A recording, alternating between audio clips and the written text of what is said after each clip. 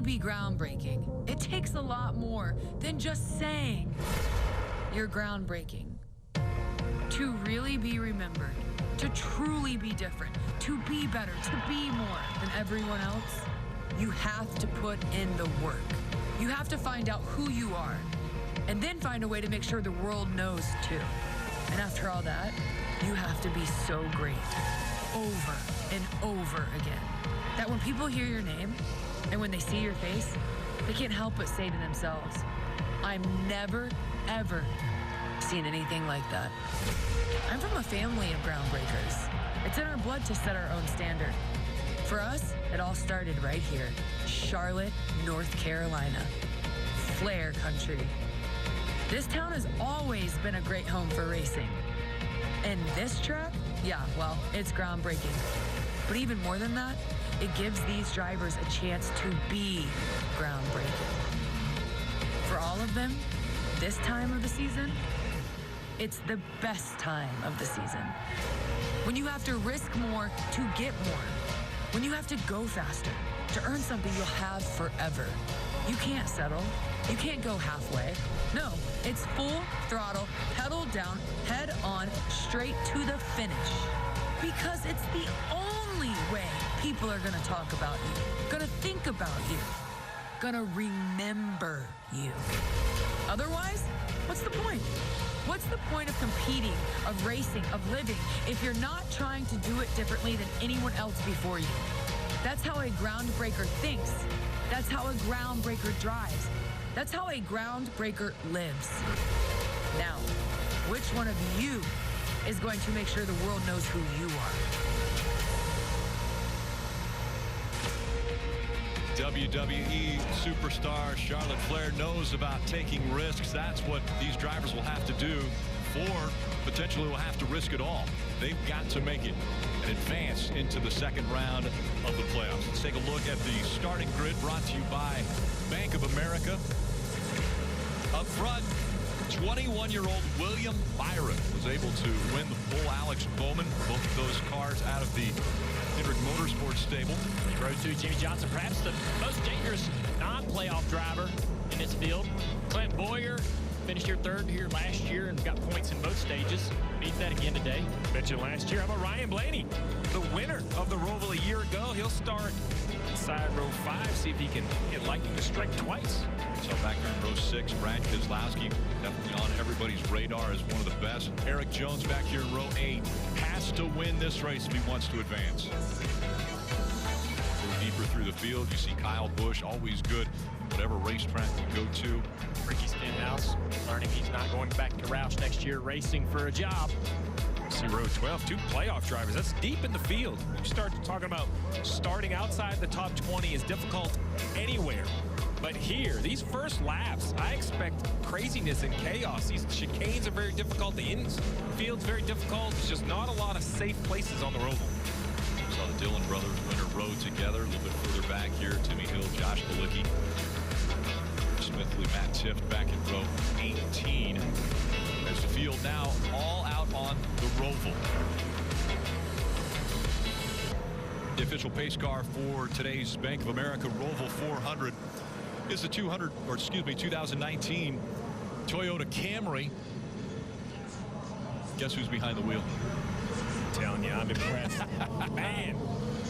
Mario Andretti is taking care of the pace car duties in the drivers meeting earlier today. Mario Andretti received a standing ovation from his peers, really. I mean, Steve, you mentioned it earlier too. Really, in the United States, there's maybe a handful of racers that the second you say their name, you know they are the greatest of all time.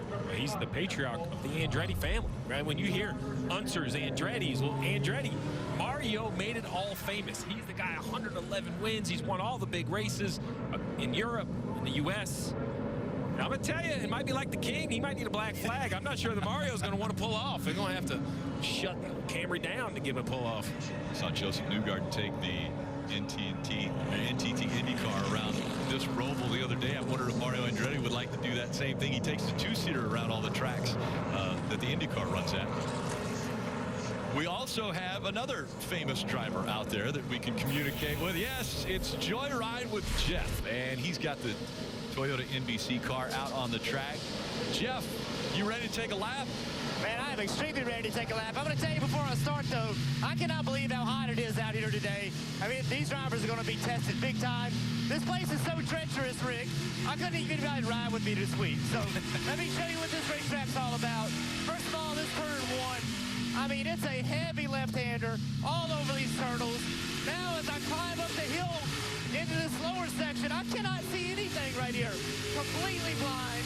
Then downhill into this corner. How many people have we seen wreck right here over the last 2 days?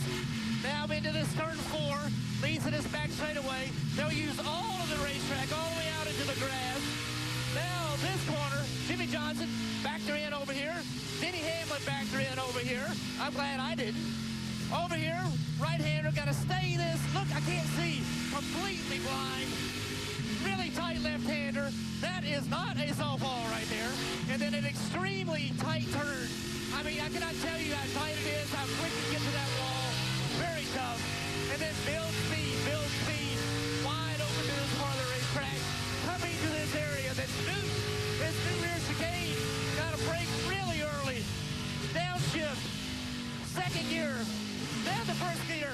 Big curve. Another big curve. Hit this thing, can use all the racetrack, try to run off here straight. I'm telling you guys, this place is so hard. And then remember this corner. Jimmy Johnson making something happen. Drove in deep right here. So easy to get into trouble. So many people smoking a left front tire. Try to make this as straight as you can. But when you do it, oh no, I messed up. That right there is trouble. This is going to be a difficult race, guys. He didn't stop. He's supposed to stop if you miss the penalty. chicane, too. Penalty. There's a penalty for that. Yeah, penalize me, Rick. I don't care. And by the way, did you notice it's almost 110 degrees? Saw a thermometer in there. You know, I'd like to think he missed this on purpose to show us how, but I don't think so. Yeah. I think that's just how difficult it is. Did you notice his voice went up an octave about halfway through that lap, too? Did. It was a tough 110 lap. degrees in that car. Yes. 110 degrees. Yeah, he mentioned the heat right away. That's going to be something that the drivers are going to have to deal with as well. That was fun to be able to ride along with Jeff around this racetrack. And again, it's just the second race on this configuration, and even a little bit of a change has been made. There we see the temperature 94 degrees. These are record temperatures right now for Charlotte. I mean, we're at the end of September. It's almost October, and we're already seeing mid-90s for the temperature here. And we're at a track where you use a lot of brakes. Those brake temps are going to be in the 1500 degree range, and that is going to cook inside the cockpit of the race car and really raise the temperature where those drivers are. Very dangerous. There's the new chicane. As far as it's the same location, it's just been moved deeper into what would have been the infield. We're going to ride along with a few different drivers as well, give you a different perspective. Yeah, we got Denny Hamlin here with the Coca-Cola cam. We have the 360 cam, we move this thing around. 95 car Matt Benedetto with the Bank of America cam. He's going to be carrying a helmet cam. An amazing view to be able to get exactly that driver's eye view.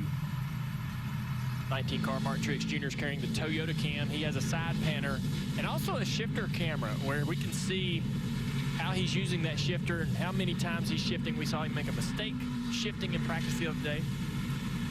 There it is, so we can see him hopefully mistake-free this afternoon. Kevin Harvick will be carrying the Jimmy John's cam. Often see Kevin with that side panner. He is having the side panner again today.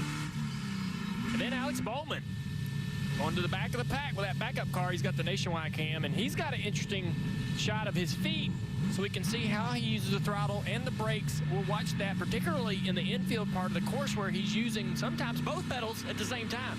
And we'll help you understand why he's doing that throughout the race. All right, Steve, time now for the Subway Fresh Take. We saw Jeff Burton actually miss the chicane. Tell us what happens if you miss either the backstretch or the front stretch chicane. Well, this 17-turn road course does have a chicane both here on the backstretch and on the front stretch. So on the backstretch chicane, if you do not go through the curbs as you're supposed to, you come over here on the front stretch, stop in the restart zone, and then continue. As long as you stop, that would be your only penalty. If you don't stop, you'll have to come down pit road. The same applies to the front stretch chicane. Remember the race a year ago, Jimmy Johnson spins out. Because of this spin, he doesn't go through the chicane properly, so he wants to accelerate right there in front of him. A few hundred feet is the race win, but he knows he has to stop, come to a complete stop, and then continue for that reason. He was not penalized. And to define going through a chicane, you basically see that red and white curbing. You have to have at least 2 tires on that. So if you can actually get all the way kind of over it, as long as the inside tires hit that curbing, that's through the chicane. If all 4 tires get outside either side of that curbs, you've missed the chicane, stop and continue. And NASCAR said, listen, we don't really care why you missed it. Backwards, if someone pushes you, it's going to be a very rare circumstance, if ever, that we allow you. So if I'm a crew chief, I'm telling my driver, if you missed it, just stop. Take a penalty and continue. Steve, would it surprise you if somebody missed the very first chicane they get to on the backstretch? No, I put the over-under on yes. Guarantee someone's going to miss that chicane when they come in there too wide at speed. And let's go to Rutledge Wood.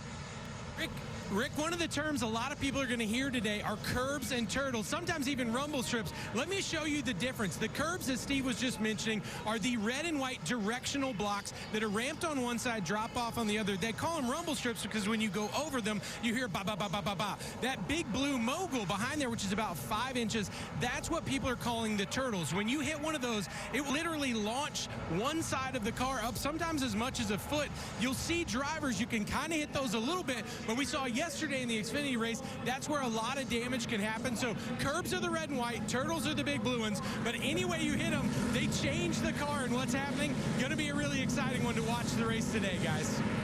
And Steve, let's give us the race breakdown now, the numbers for this race. Well, we've talked about the difficulty of the racetrack. Well, it gets broken down, as always, a little over 2.2-mile road course, 109 laps, 17 corners, broken up into stages. The first and second stage, both 25 laps.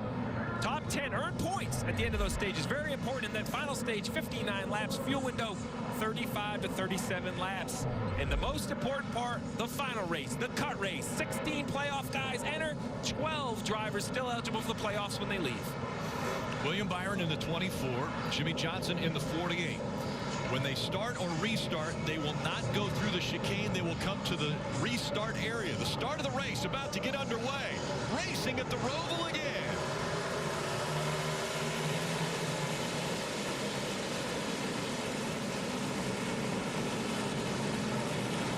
Single turn a challenge. We saw that last year. Turn 1 was even a challenge on the restart.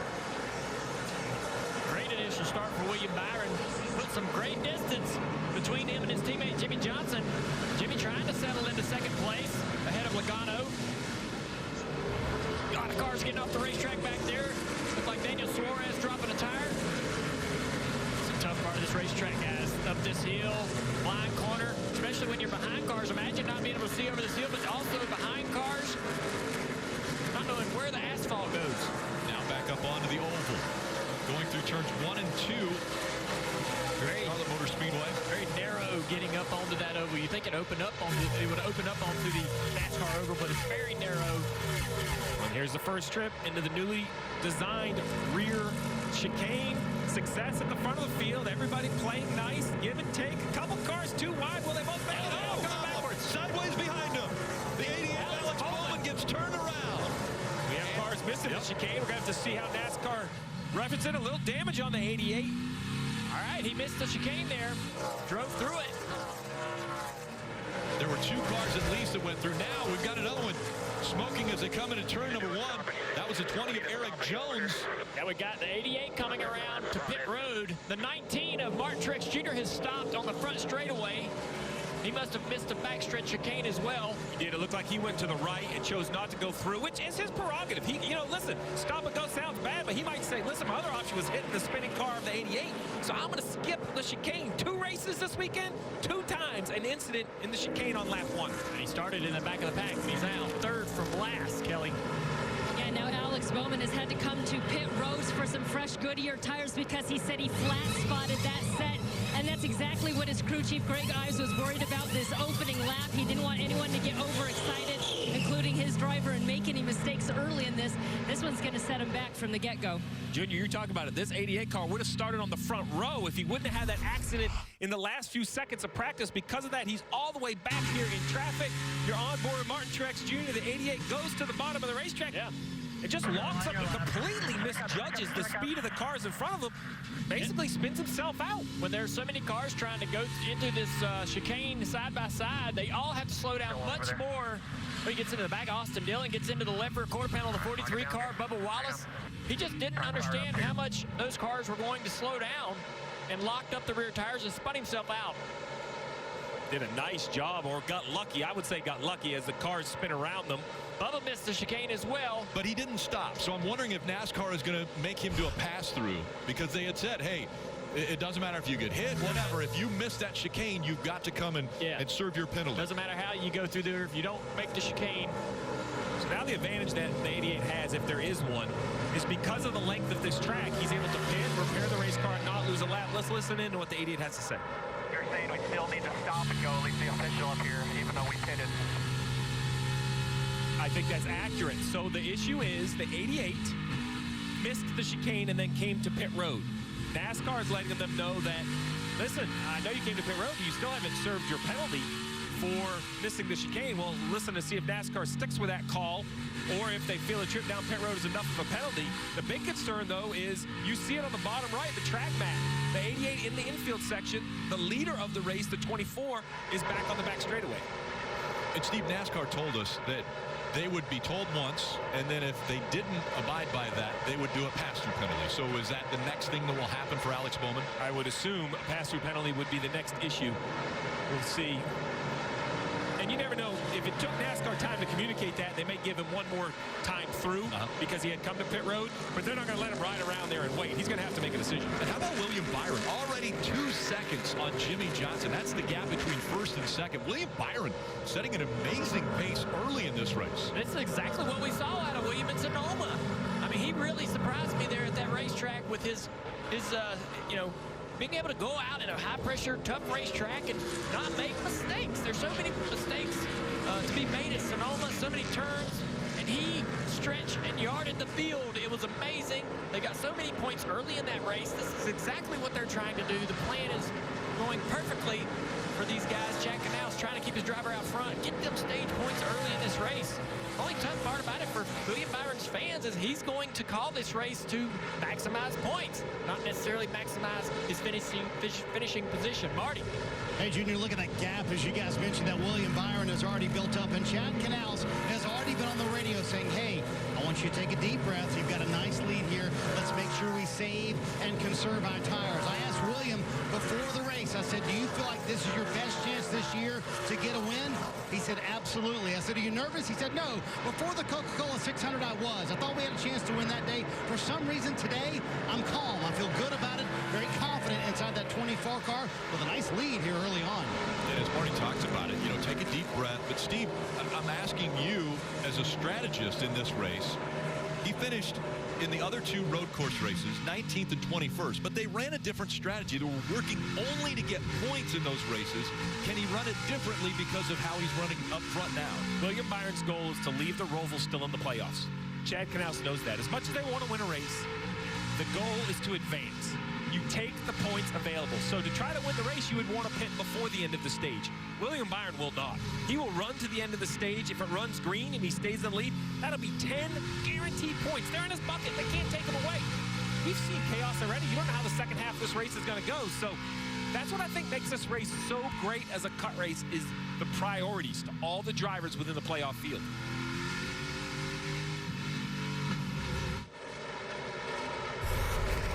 So right here, we're going to see the 43 to the right of the spinning 88. You're going to see he gets loose, almost wrecks himself, and then surprising to me, very clear he misses the chicane. He absolutely misses that curb right there. And even though he missed the accident, that's not excuse enough. The 43 will have to serve a penalty. You heard right here, a pass-through. Let's go back and review the rule. If you miss a chicane, you have the option to stop. But you have to do it the next lap, Junior. You can't ride 3 laps. Because the 43 didn't stop, now the penalty has gone from a simple stop to a pass-through. So now the 43 comes down pit road speed. He's going to have to do it the 88 as well. The concern for the 88, he's already been on pit road once. We'll have to see if he can save a lap. But, Rick, a lot of people don't like this rule. I'm the opposite. It's clear. As black and white as you can make it. If I'm a race car driver today, Junior, I'm going to tell you, buddy, if you miss a curve, I don't care why. Stop. Just pay the penalty. It'll be the least amount of penalty, and we'll try to race from there. I wish all the rules were this easy. Don't break it. Don't break that rule. And right now, take a deep breath. That's what Chad Knaus told race leader William Byron. 18 laps still to go in the first stage. Monster Energy Cup Series racing from the Charlotte Roval. Aerial coverage brought to you by the Mullen Yatu K50 electric automobile. What a beautiful sight that is, looking down on the Charlotte Roval. Out front, it's still William Byron, and Alex Bowman has had to come to pit road twice, and he's still on the lead lap, Steve. Came to pit road after the spin because he had flat spotted his tires. Then had to serve a penalty. You saw the distance right there. Basically 5, 6, 7 seconds. A little bit of the infield section. Ahead of his teammate William Byron, and still in the lead lap, Bill. Yeah, keeping an eye on these guys who are having to stop for missing the back stretch or the front stretch chicane. The 19-car Mark Truex Jr. had to stop to serve a penalty as well for a second time now. That's kept him in 27th position. I love this shot right here. You see the car on the bottom. Alex doing work on the upper left, and then how about his feet on the bottom right? You can see right here, wide open throttle as he climbs the banking. And this is going to head into the backstretch chicane. Watch how busy his feet get during the downshifting and the braking into the chicane. Yeah, let's see if he pumps that pedal. He pumps the brake pedal to get it up, get that pressure good and hard so he knows exactly how much brakes he has down into this very tricky braking zone. Daly taps the gas because that matches the RPM so he can downshift without using the clutch. His left foot never goes to the clutch. Now back around to the front stretch chicane. Yes, he'll be on the brake and also revving the motor up to be able to drop it into the next gear, the lower gear. In the brakes, popping the gas, pop the gas, dropping downshifts. And if you don't bring them revs up high enough and get it into gear, that's how we induce wheel hopping. So if you see guys wheel hopping, they've downshifted, they revved the motor too high, got the gear too high.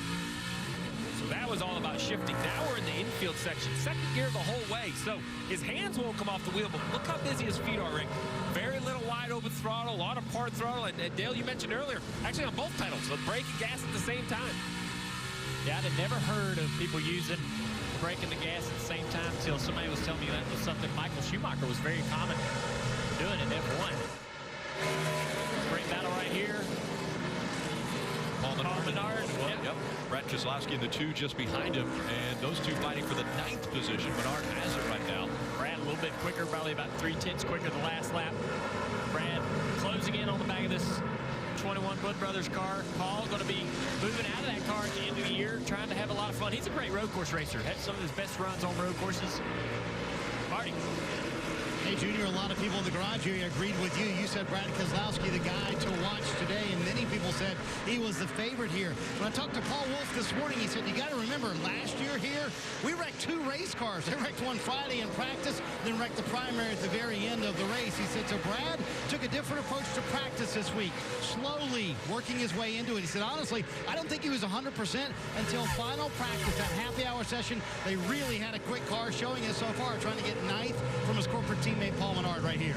And he's putting the pressure on him in that braking zone, way deeper in the braking zone than the 21 car. Now he's side by side on the outside, coming around NASCAR 3 and 4. So now what does the 21 do? Does it just gonna let it go? Position? I like that. Listen, there's 99 laps to go. Let's not drive into this front stretch chicane. Yeah, you don't want to be too wide going in there. We saw how that didn't work out so well a year ago. Well, so Junior, we talk about how difficult this track is. Mark Truex Jr. has won 3 of the last 6 road course races, about 1 a year ago, and this is his second trip into the chicane. No spin, no issue, just wheel hops. Misses the chicane. Because of that, he has to have a penalty on the front stretch. He was a little upset about that. He's either a little bit too late in that downshift or he didn't get the revs high enough for first gear. So when he went into first gear, the rear end just starts hopping because you didn't raise the revs of the motor high enough to get into that gear. Just have to wonder if he's comfortable with that shifter. But the last time this car was on the racetrack, he blew up the engine from a missed shift. He went into second, went to the wrong gear, and it broke the engine. So I don't know if he's just not comfortable with the 19th Marty. And remember, that's the exact spot where he made that missed shift in practice yesterday. They did not get final practice in this 19 car. Starting at the back, you're right on board with Martin Truex Jr. And there's another thing to add to this. Other than these missed the back chicane twice, they also are having radio issues. Listen. We're struggling in here. You got me? I got you. 10-4. Just want to be sure. So before that, the radio was, quote, squelchy. They couldn't quite hear Martin on the backstretch. I'm sure that's annoying as a driver, Junior, when the team can't quite hear you as clear as they would like. Yeah, that's only adds to the frustration of the weekend. Starting in the rear, missing the chicane a couple times. Frustrations inside that 19 car really, really high. On board with Kevin Harvick as he works on Joey Logano. This will be for the third position. Logano currently in third, Harvick in fourth. The infield's just a tough spot to try to make a pass. If you're Kevin Harvick right here, I think you're trying to get to a position where you can carry more momentum through turn 8 back onto the NASCAR portion, turns 1 and 2 of the oval to try to carry momentum into the backstretch. See, he's going to time it right here. Try to get on the gas before the 22. Yeah, you want to be gaining on that exit right there so it continues to gain as they go through the gears and puts you in position to challenge in the braking zone coming up on that back straightaway chicane. I think that the only thing you really want to focus on doing in the infield part of the track is hassling somebody, aggravating them, getting on their bumper, getting in their mirror, and forcing them into making a mistake. And that's one thing that Kevin Harvick can do because he knows that he's advancing into the second round already, has enough points. He will advance into that second round. It has already been a problem for multiple cars, including Daniel Hemrick. Hey, he misses the backstretch chicane as well.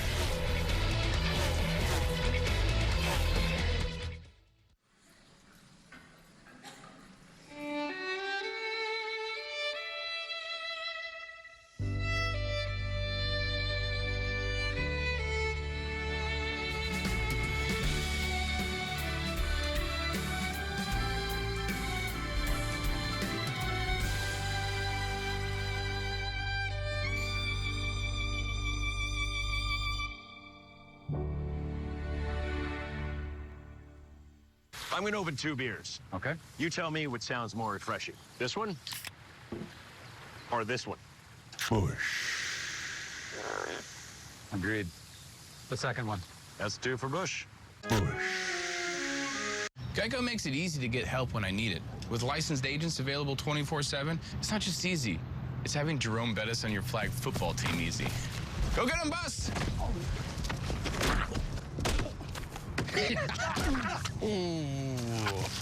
Come on, Bus. Come on. Hey, wait. I'm glad I got your flag. I got your flag. I'm glad I got your flag. It's Geico Easy. Yeah. With licensed agents available 24/7. 49 nothing.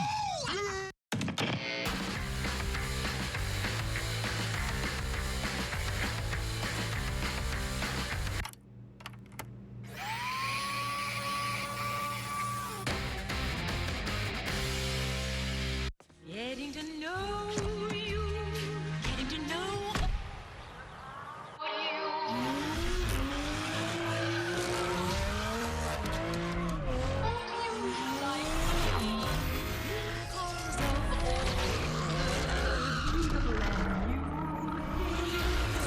I'm learning about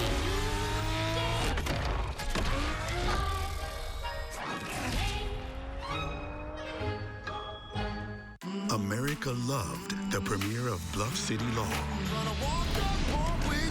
You're my daughter. I don't know if we'll work as colleagues or as a family, but we have a chance to change the world. Bluff City Law, new Monday on NBC. How many golf courses can you play with Golf Now? Well, let's just say you can tee it up almost anywhere, except here, for now. Book around at over 7,000 golf courses worldwide at the #1 place to book tee times. Golf Now. Go play. Grab an ice-cold Coke and buckle up. You're watching NASCAR on NBC. And it's the Charlotte Roval as we see Denny Hamlin making his way around the Roval. You go inside the headset with access to NASCAR scanner all weekend long. Listen in on the pit strategy, which is going to become very important here soon. Spotter communication. Visit NASCAR.com/scanner for all of that. You see the spotters up there on top of the press box. Well, those spotters are going to be important. Junior, you just talked about this infield section, right? Harass the car in front of you, get close. I think it's really important for the spotter to kind of set the tone. Look, is he looking to make a move, or is he just back there kind of bothering you for the position? Yeah, you can see 4-car has changed positions with Logano coming out of the back straightaway chicane. He was hounding that 22. Watch this here. 22 a little bit loose in the entry of the chicane. Puts him in a bad situation, losing a little ground, a little momentum, and the 4 of Harvick says, hey, I'm taking his spot. 22 tried to block in there a little bit. Harvick wasn't willing to give up that momentum that he had. Great racing. Kelly. Yeah, and Rodney Childers, the crew chief on that number 4 car, felt pretty comfortable with the equipment they brought here today. He said they showed some good speed in practice, and that was all while Kevin Harvick simply wasn't pushing it very hard. He was more focused on just running good, steady lap times and taking care of equipment, which he did a good job for. Remember, Harvick entered this race already advanced into the round of 12, so really not much to lose, but they told me they're still focused on regular season points. They don't want to give up all those stage points in case they don't make it to the championship 4. They said it's still valuable to be collecting all these points they can along the way. Yeah, playoff points will carry with you all the way through the playoffs from round to round to round. What she's saying right there is if you don't advance, you can put that in this bucket. You know, other than the 4 that race at Miami, those other guys are all racing whether you're 5th or 7th or 9th in points. And I wouldn't even have thought of that. I'm so focused on the championship, I wouldn't have thought about regular season points. And so it's still William Byron out front. He has a 5.7-second lead. Now up in the booth, Jeff Burton has joined us once again after the joyride. And it seemed like it was a joyride down there, Jeff. You seemed like you were having some fun other than the heat. There's no fun out there, man. That place is so hard.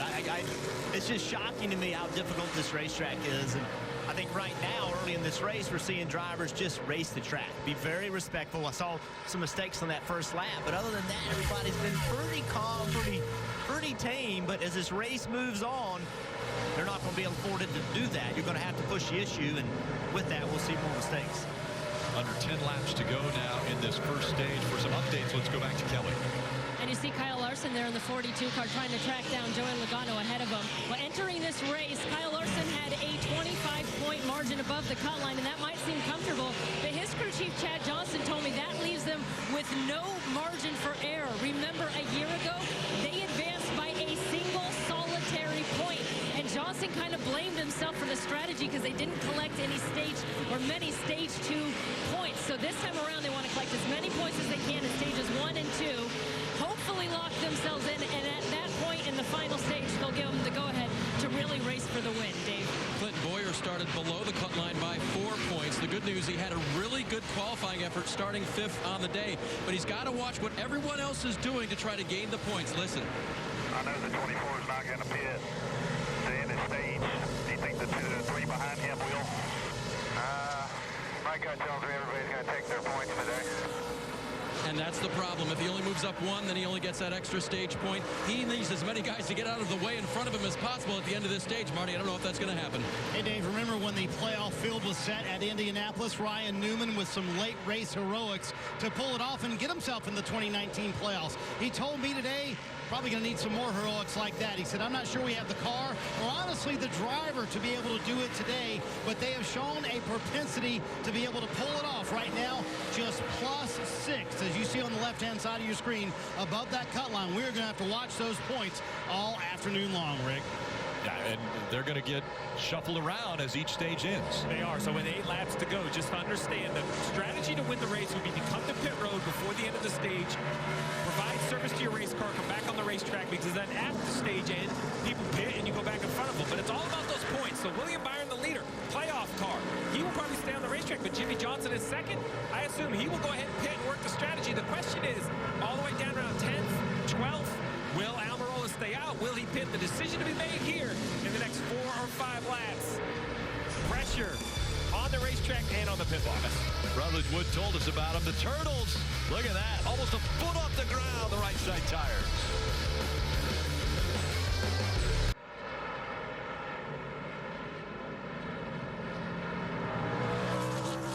And the caution has just come out on the track. We see the 47 a little bit slow. There's Ryan Preece. trying to get back up to speed. Had a little trouble with the back chicane. And so Steve now with 6 laps to go. A caution comes out. On the roof of the 19 car, Mark Truex Jr., we're going to see what happened. This wheel hops in there and spins out. Okay. It's just you're going so fast, and you get those rear wheels hopping, you just cannot get it slowed down. It's just, we've seen it all weekend long. It's going to continue to be a problem as these brakes get hotter and hotter. It's going to get worse and worse getting into that corner.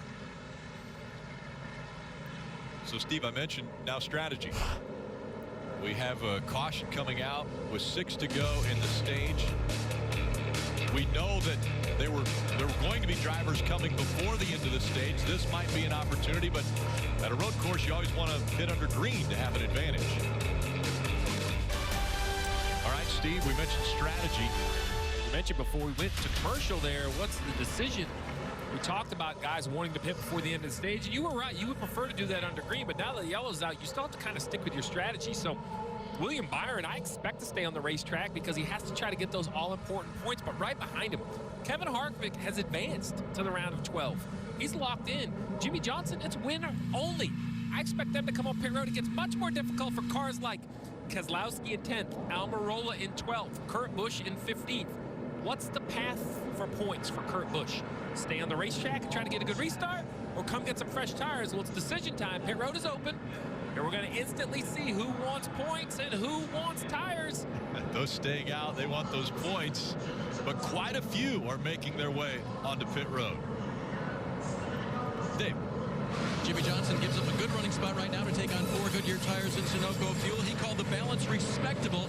It lacks some rear grip, but it's not lacking front grip at all, and that is a very good thing. Kelly? And that's Kevin Harvick in the 4 car. He gave up the 3rd position to come to pit road. Haven't really heard Kevin say much about his car. He certainly looks fast as 4 Goodyear tires for Kevin, Marty. Ryan Newman, we talked about him being right on the cut line, Kelly. They come to pit road here. He said, I'm being fairly conservative. Long time there to get that right rear off, but I'm way too loose off the corner. So they make an air pressure adjustment, trying to tighten him up. They're going to lose some positions here. Martin Truex Jr. also kind of saying, hey, we'll come down as well. Their car too tight. Harvick won the race off pit road. Quite a few stayed out on the track. The top 13 all stayed out, just over 6 rows, 2 by 2. They'll be on the older tires. They stayed out, wanting points at the end of this stage. So coming up on 3 laps to go in the end of stage 1. Pace car has made its way off the track. William Byron and Kyle Larson getting ready to barrel into the Tums Heartburn turn in turn 1.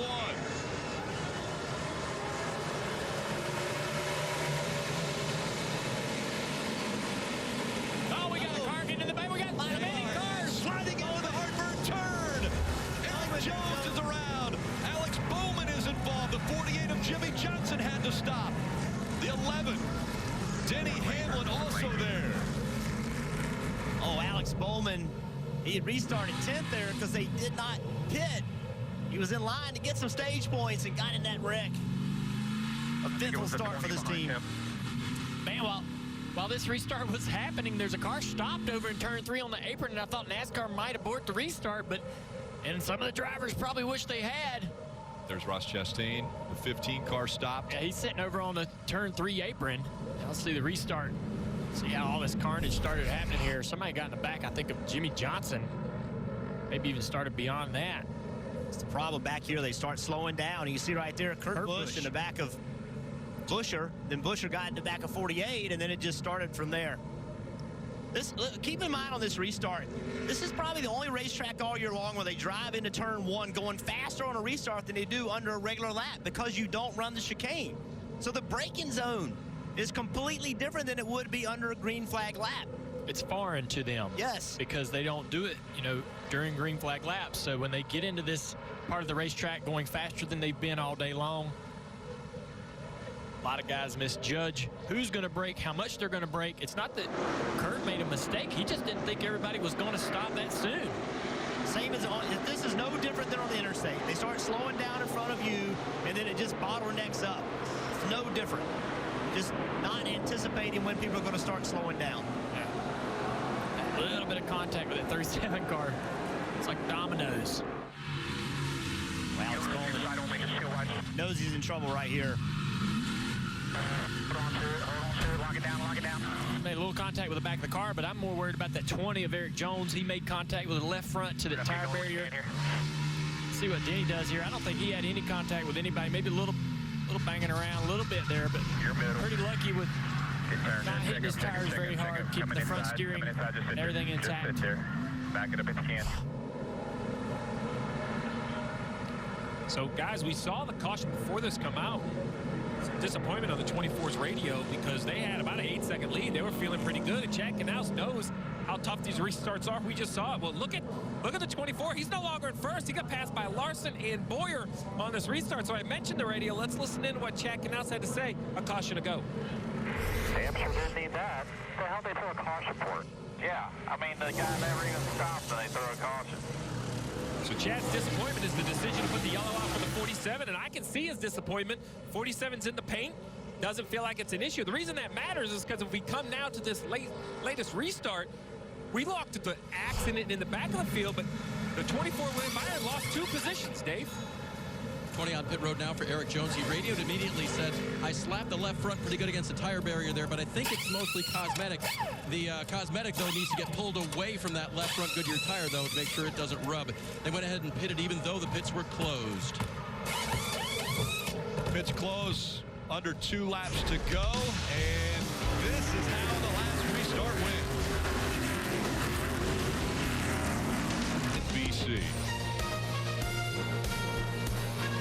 So we covered all the wrecking on the restart, but William Byron had the lead and had a very big lead till this restart. You can see there's William Byron on the inside, Kyle Larson on the outside.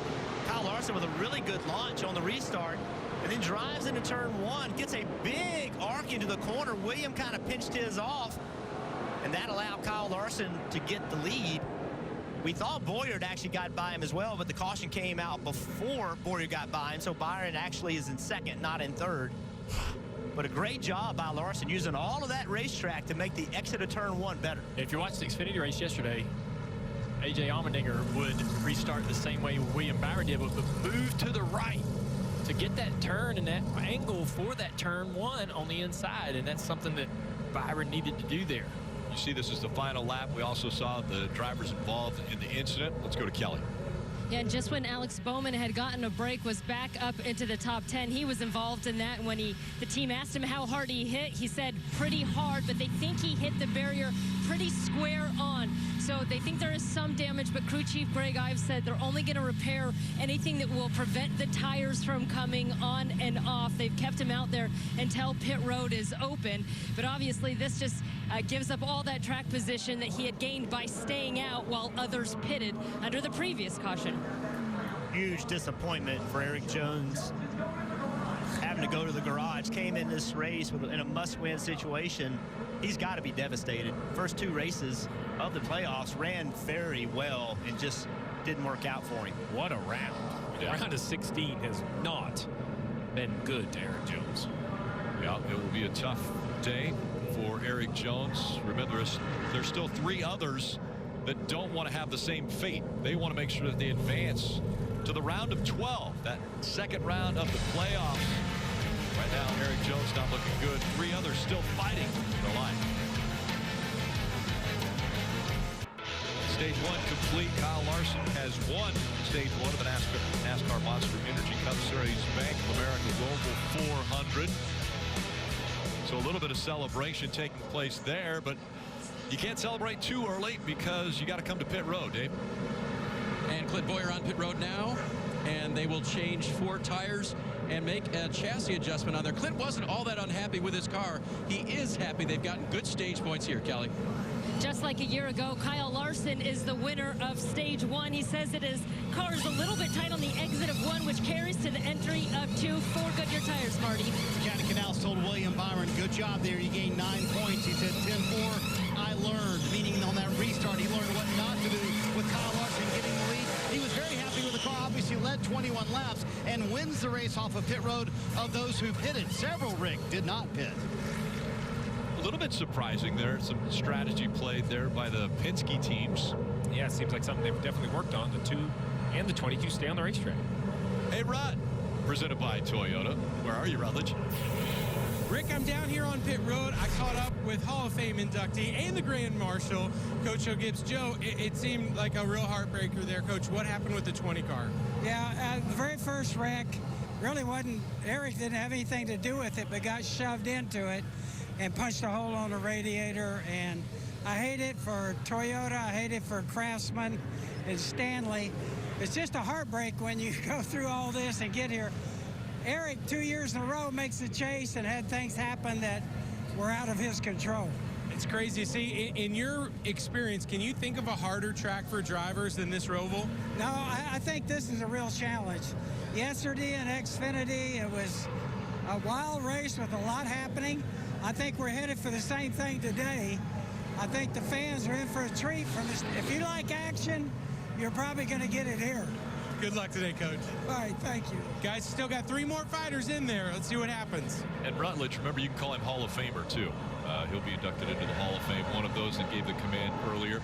All right, Steve, so with the finish of the first stage, that now adds some names in yellow that will advance to the second round. Well, unfortunately for Eric Jones at the bottom, we can put his name in red because 64 points and in the ground. He's not going to advance. So basically, the top 6 are now advanced, locked in. It's Chase Elliott to Kurt Busch, 7th to 15th. It's a points battle. It's all about positions on the racetrack. And when you talk about positions on the racetrack, the 42 is going to have a little bit of trouble. We're hearing they have a penalty for pitting outside the box. Is that what we're hearing? Pitting outside the box. So we're going to see right here, the gas man's plugged in. They're taping on the front. You can't be working on the car. Oh, yeah. And he's trying to get tape off the front of the car. I guess NASCAR is going to consider that working, which is fair. He's trying to provide work as the car leaves the front line. So that's a huge penalty. That is a big penalty because that's a lap. Yes, that's a lap. He's going to have to come down pit road and give a lap back. That's like the worst penalty you can have almost on pit road, Marty. The 2 Team Penske cars up front. The key part, they just locked themselves into the next round. So both Paul Wolfe and Todd Gordon playing a little strategy for Joey Logano and Brad Keselowski. The theory here, Steve, they'll stay out until about lap 38 or so. That's when they'll come down pit road. Then they'll come down pit road at lap 68 or so and try and do this race on 2 stops. Hey, you're locked into the next round. Why not? Well, throw caution to the wind as the field now approaching the Geico restart zone. Again, it's Penske drivers, Logano and Keselowski side by side.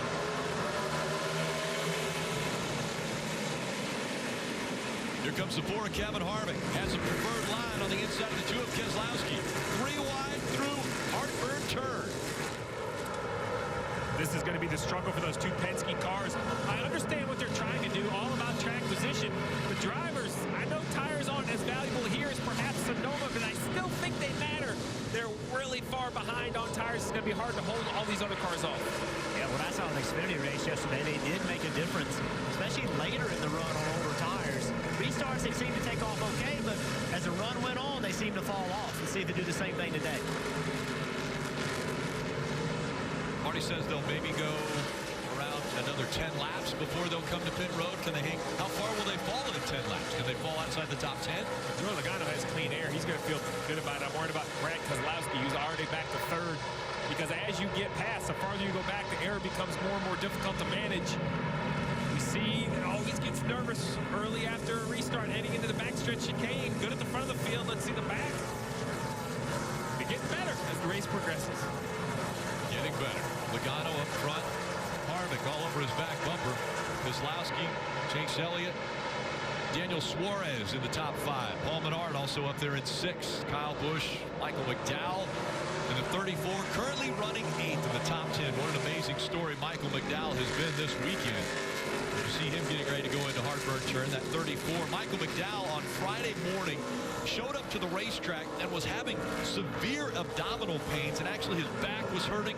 Couldn't figure out what it was. It got so bad that he had to go to the emergency room.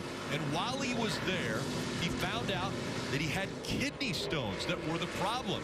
Well, Friday morning, he passed the kidney stones, came back to the racetrack, and Friday afternoon, he qualified that car. Think about how tough that is. I don't have to think about it. Way tougher than me, and I wouldn't do it. Michael McDowell gets the Tough Man Award for sure. It's been a tough week for the driver behind. Like Michael McDowell, the driver of the 17, Ricky Stenhouse Jr., found out on Wednesday that his long-time relationship with Jack Roush and Roush Fenway would be coming to an end at the end of the 2019 season. It was announced that Chris Buescher will be driving the 17 starting in 2020. So it was emotional. We didn't see Ricky Stenhouse or hear from Ricky Stenhouse until Friday after qualifying, where he addressed this, and you can tell that a little choked up at times. Worked with Jack Roush for a long time. I think he almost feels like a family member to him, and sometimes the business of racing can be very tough. You use the word emotional, and the business of racing can be very tough, especially for the driver of the 20, Eric Jones. He's with Dave. Yeah, but he went to the infield care center just for a check over there. But just like that, Eric, your playoffs are over. What are the emotions? Yeah, it's unfortunate. You know, we just had 3 really bad weeks, and some of our own doing today, not really of our own doing, but you know, it's racing. We've got really fast cars. You know, I know we can probably go out and win some more races this year, which is I guess the consolation prize. You know, I'd love to be moving forward here and challenging for the championship. I thought we could have went pretty deep this year, but it's just the nature of the playoffs. You know, the Craftsman Camry, we were struggling today here early on, but you know, we were going to fight all day, and unfortunately we didn't get that opportunity. So we'll keep racing all year, and you know, next year come back and improve on what we can. And Rick, I don't think we can overlook just how much this team did in the last month, and including the driver in the last 2 races. Remember, it was the car that let them down. Eric Jones really did his job. Yeah, we just saw a good pass there by Chase Elliott. Elliott able to get by Harvick for that second position. You know, going back, though, to Eric Jones, it was after his win late in the season when he was confirmed that he'd be coming back to Joe Gibbs Racing. I think a lot of people were wondering, okay, will that seat be vacated and then will Christopher Bell take over? But I think the security of getting his contract extended made it a little easier for Eric Jones starting the playoffs. Chase Elliott is carving this racetrack up right now. That was an impressive pass in the infield, exiting the infield, where we've not seen a pass be made on Kevin Harvick, a very fast race car. Now he's closed in on the back of this leader, Joe Logano. Man, that 9 has got a lot of speed. He's flying. He's just so much faster. He's going to poke out right here, show Logano he wants it, put Logano in a position where he's got to make a decision. No fight. This 9 car is just stuck to the racetrack. Bank of America laps from above, giving you this opportunity to see that change of lead. Elliott taking advantage of those 4 tires, Marty. And Joey Logano being reminded by Todd Gordon, he's been loose this entire run, loose on exit, and it kind of gets worse the longer they run. You can see that coming to fruition right here. Chase Elliott already by, Kevin Harvick trying to get second, Kelly.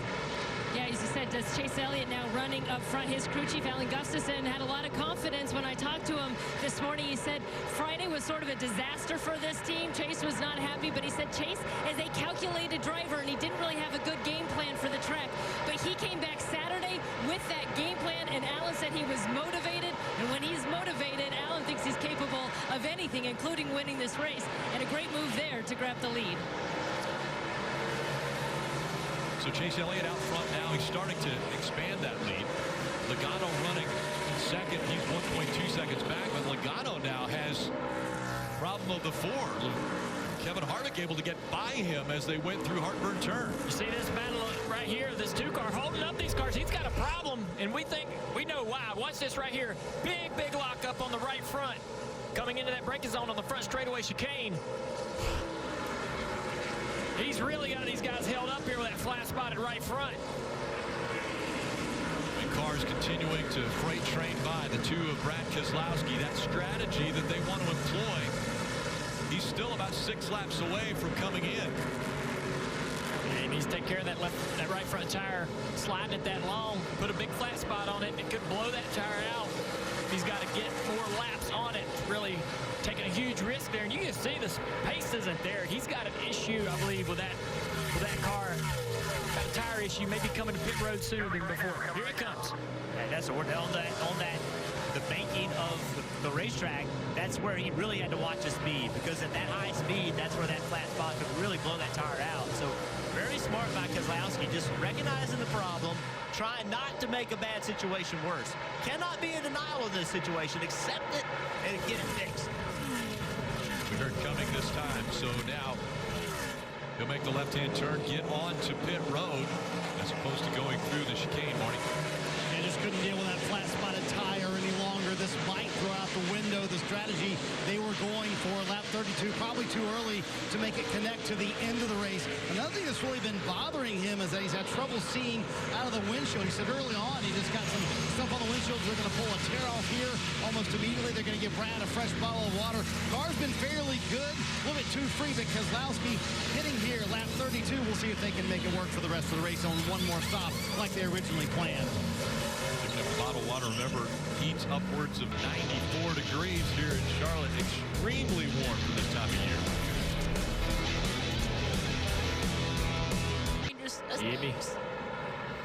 What a beautiful view of this facility, the Charlotte Roval, brought to you by Mullen Kiatu K50 electric automobile. Next weekend, the playoffs are going to head to Dover, which will mark the 100th Cup Series race at the Monster Mile at Dover's 50th anniversary celebration. You know, it's a weekend you don't want to miss. So visit NASCAR.com/tickets. Join us at Dover. Take a look at the temperature here, Steve. Over 129 degrees. Look at that. That is warmer than I would like. Yeah. I mean, it's almost October. I think it makes it worse. I'm in the middle of the summer. I really do. I think in July and August, you can say, you know, we know it's going to be hot. It's the summer. But your mind thinks that the kids are back in school. It's the fall. We're ready for it to cool down. In perspective, if you go into a sauna, which normally you could sit in for maybe 5-10 minutes max, those are about 150 degrees, so very close to that. And these guys will be in the car for 3 hours. You just wonder, Jeff, you know, who looked at that weather, who planned ahead. Like I said, I think it's right in the front of your mind in the summer, but at this point in the season, you just don't think about that as much. Well, on top of that, this racetrack, with all the added heat from the transmission, the rear end, all those things that you get on a road course, the brake rotors, all that heat gets inside the car. So, you know, a 94-degree day at one racetrack inside the car isn't the same as at another racetrack because of the heat that gets radiated inside of that race car, Kelly.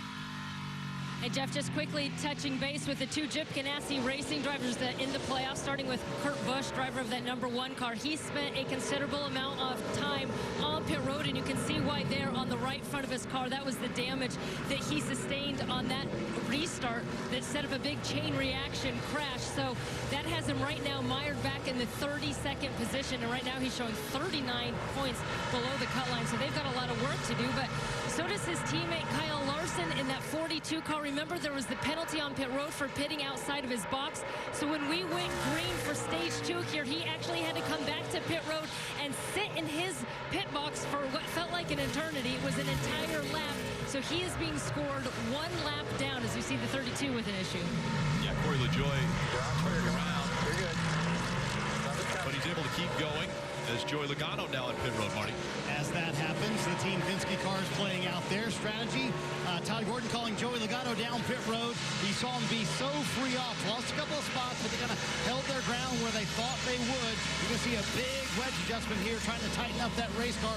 And 4 fresh Goodyear tires for Joey Logano. Meanwhile, his teammate, see, that's an uncontrolled tire. His teammate, Brad Keselowski, is back in 33rd right now. I asked Paul Wolf, are you still going to try and play that strategy of just one more stop? He said, absolutely, I can make it work. Saw Corey LaJoie sitting in the grass. Got him returned. Carrying way too much speed, and we've seen it all weekend. He's not the first one to do it. He might be the 10th. Yeah, he's well to do it. One of the few not to hit anything there. Very lucky to pull away unscathed with that issue. It's been a pretty good battle here. Watching the 48 trying to get by the 6 of Ryan Newman. Finally made that happen. Alex Bowman has passed both these cars in the last couple of laps. Bowman currently running 16th. Johnson back there in 17th. Newman is 18th. Yeah, Jimmy had passed Newman. Now Newman back pressuring the 48 of Johnson.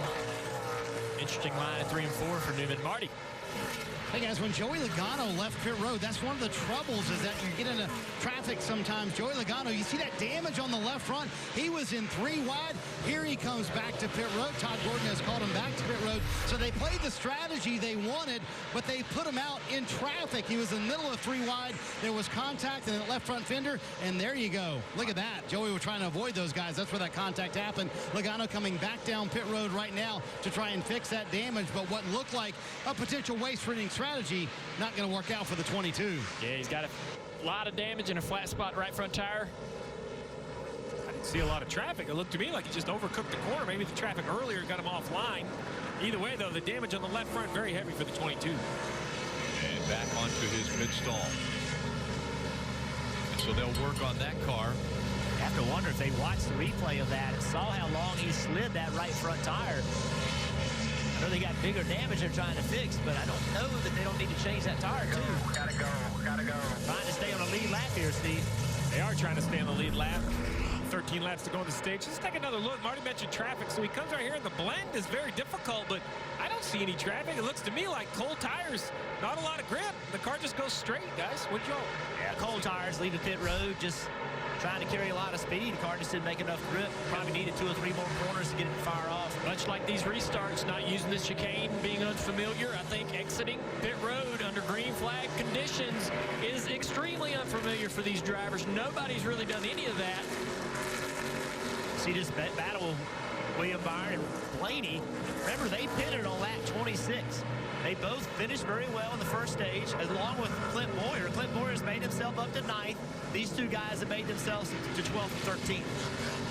Blaney, Byron, and Almirola, they're on the same schedule. They're running right now 12th, 13th, and 14th. As you mentioned, they all came to pit stop on lap 26, as well as Boyer. He's currently running 9th. Good side-by-side battle there as we go for that fight for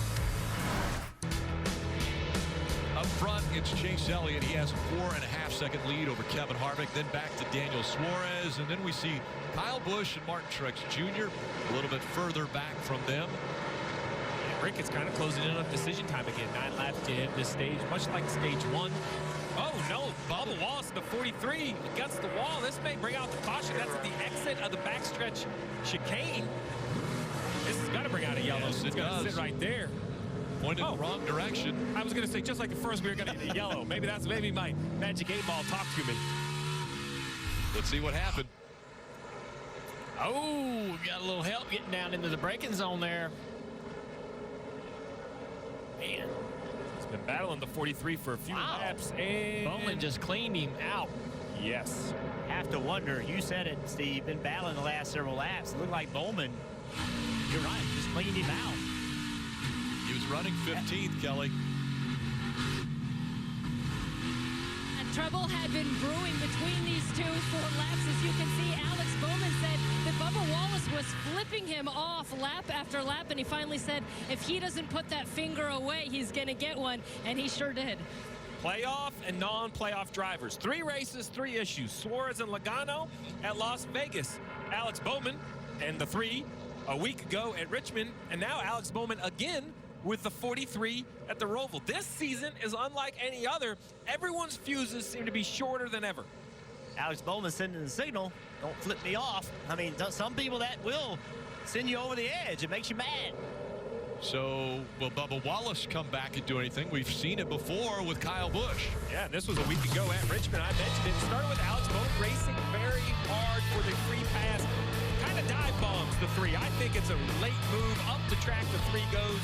And the 3 with damage chases the 88 down the backstretch, gets him in the left rear quarter panel, sends a message that, listen, you just can't send me up the racetrack because I'm not in the playoffs. Big break, though. Big break, though, this caution. 42 of Larson. Big break for the 42 of Larson. He'll get back on the lead lap. Big break for him, but frustration now for Bowman and Bubba Wallace.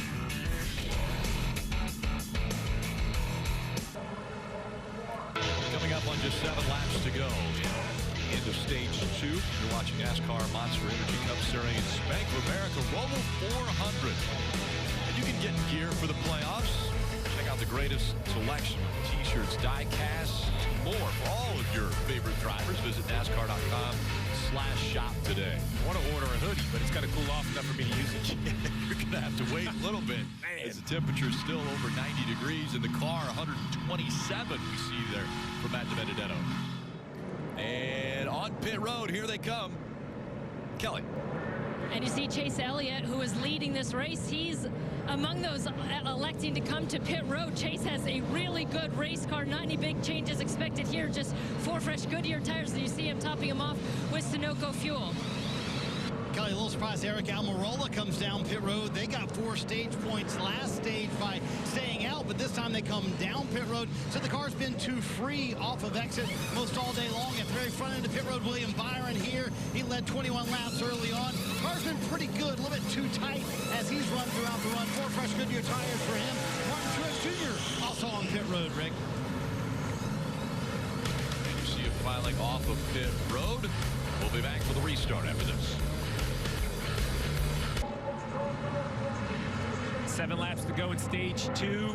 A cut race for the round of 16 at the Roval, and a huge call by crew chief Alan Gustafson for Chase Elliott leading the race. The yellow comes out. The easy call to stay on the racetrack and guarantee points. He pits, dragging almost the entire field. Rick, that is a huge call for the 9. Coming up on 6 to go in stage 2, the field approaching the Geico restart zone. It's Boyer and McDowell. Boyer on the inside, McDowell on the outside. Once again, diving into turn 1. Locks him up a little bit there behind Kyle Busch. 3 wide, but it looks like everyone's going to make it through. What Clint Boyer wants to see right here, he wants to see these cars between he and the people that put on 4 tires. He needs them to hold them up. Remember, he needs these points. He needs stage points desperately. He got 7 points, and 8 points rather, in stage 1. He needs them now to try to advance into the next round. Keselowski right behind him, putting a lot of pressure on him. It's Boyer, Keselowski, McDowell, Suarez, Johnson on the top 5. Then Chase Elliott, Kevin Harvick, Paul Menard, Truex Jr., and Stenhouse Jr. in the top 10. Chase Elliott just pulled that move off between 6 and 7. The one you talk about, Dale, I didn't know that was a passing zone, but that's twice we've seen the 9 successful. Yeah, you guys said at the start of the race, new tires going to be a little bit of an advantage. Keselowski has a few newer tires than Boyer. Not a ton, but a few. Don't get about Mike McDowell back there in 3rd. Rick, you told the whole story as Chase Elliott continues to push pressure on. Gets Daniel Suarez at 2 cars in 1 lap with 6 laps to go. I'm liking Chase Elliott's odds of running down these front 3. Can Chase Elliott win this stage with 5 to go? Absolutely. I believe he can. What a run he is putting on now. 1 at Watkins Glen earlier this year. 2 road course wins for Chase Elliott. Oh, the leader having trouble. He ran a little wide in the corner on the infield, and now are side by side. Brad Keselowski. Yeah, I think Clint Boyer, as much as he wants to battle for the win, he might need to concede there, right? He has to get some points at this part. Although he looks off the pace now, he's right on the bumper of the 34. Yeah, McDowell all over him in that 34. McDowell, an established road course racer. Clint just lost his rhythm a little bit. He had to get his rhythm back. Now the 9's going to catch him. I mean, the 9 is going to run him down. There's no doubt in my mind he'll catch him. He's got to just finish as high as he can. There's a big gap behind the 9 all the way back to the 48. Clint Boyer's whole world is revolved around points right now. Right there, you saw it. Junior, you caught it. Missed turn 3.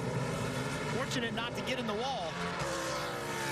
Yeah, that was a close call there, but Clint seems to be fighting, not giving up on trying to win this stage.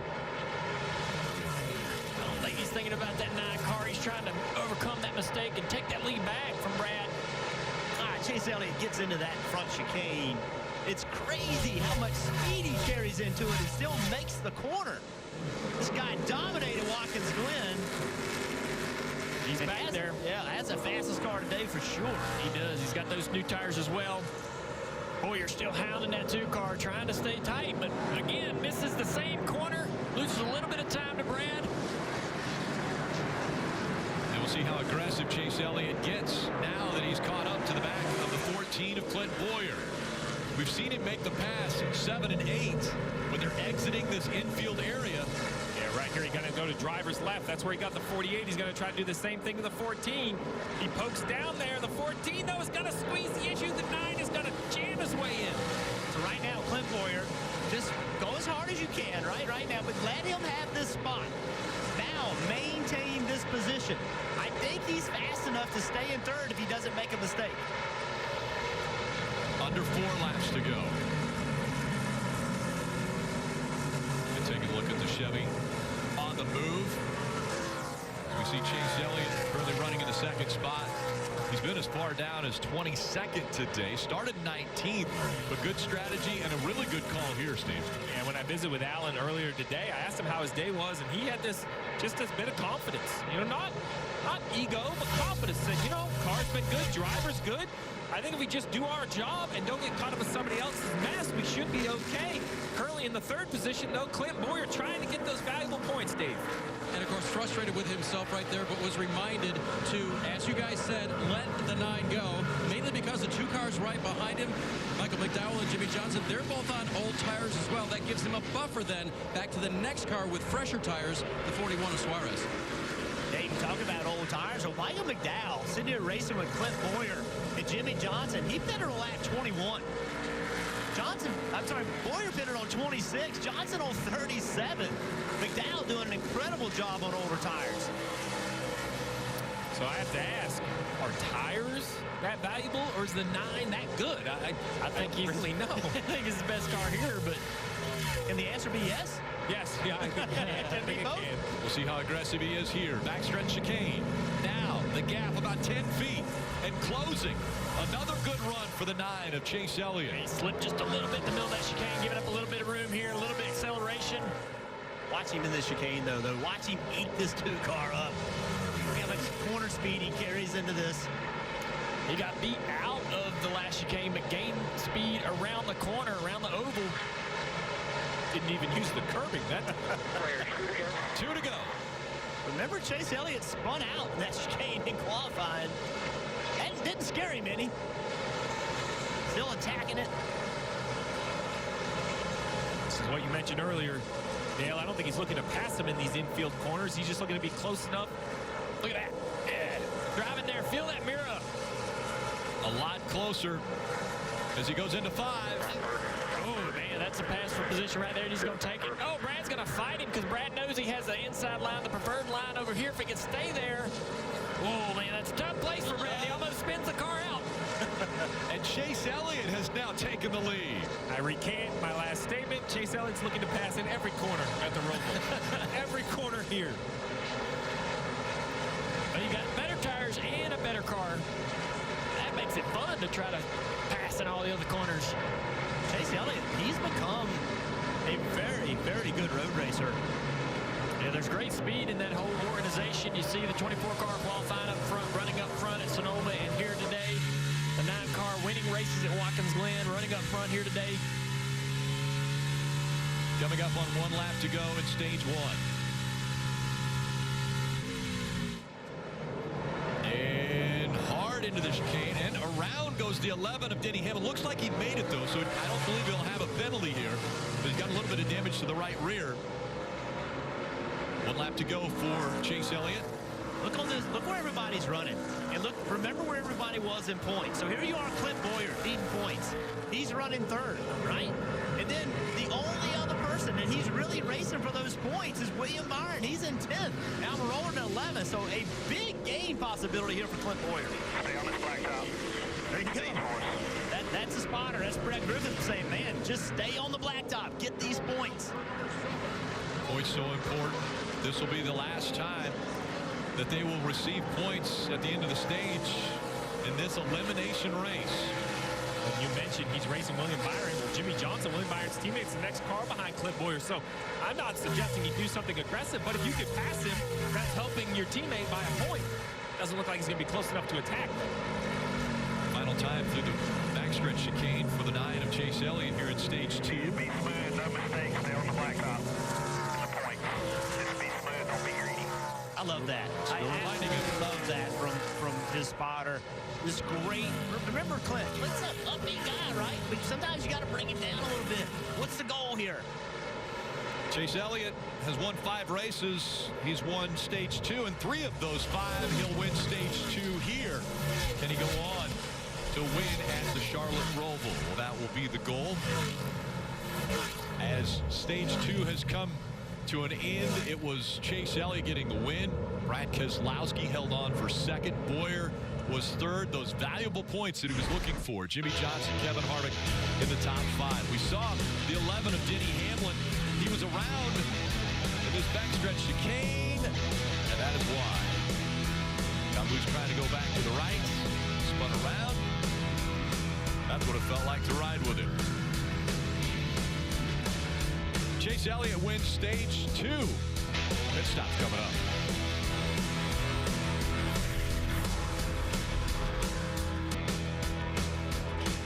Monster Energy Cup Series racing from the Charlotte Roval never disappoints. And just this, the second race on this configuration. Rutledge. Rick, you know, we had the Kyle Petty Charity Ride reunion on Friday night, and a bunch of the members made it here on top of this awesome school bus. Everybody's here having a good time. You might be wondering, hey, what are these two guys doing in the pink Harvick shirts? Well, to be totally fair, they lost a bet. We got a Keselowski fan, Eric Jones fan. But being here in the infield, you get such a great view of this track because of all the crazy elevation changes. One of the things we got to do is when you spin around to see the backstretch, we saw that wreck coming with the 43 and the 88. What felt like a mile away because it happened right over our shoulder. But man, kudos to Marcus Smith and everybody that puts this Roval together, that thinks about where can we get fans up close and personal. Right here going into turn 2, I don't know if there's a better spot than this, guys.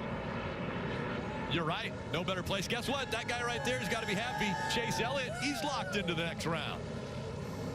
So now another driver that has solidified a position in the round of 12. He's done it on points after getting that win, 10 more points in the stage, and of course a playoff point, which will carry on over into the next round with him. 9 from Hedger Motorsports has clinched the 88 from Hedger Motorsports on Alex Bowman, currently below the cut line, and it has been an eventful day. Let's listen in to some of the comments he had about racing the 43. If that little in front of me doesn't put his finger away, we're going to get one. Only flipped me off so many times a lap for not doing anything.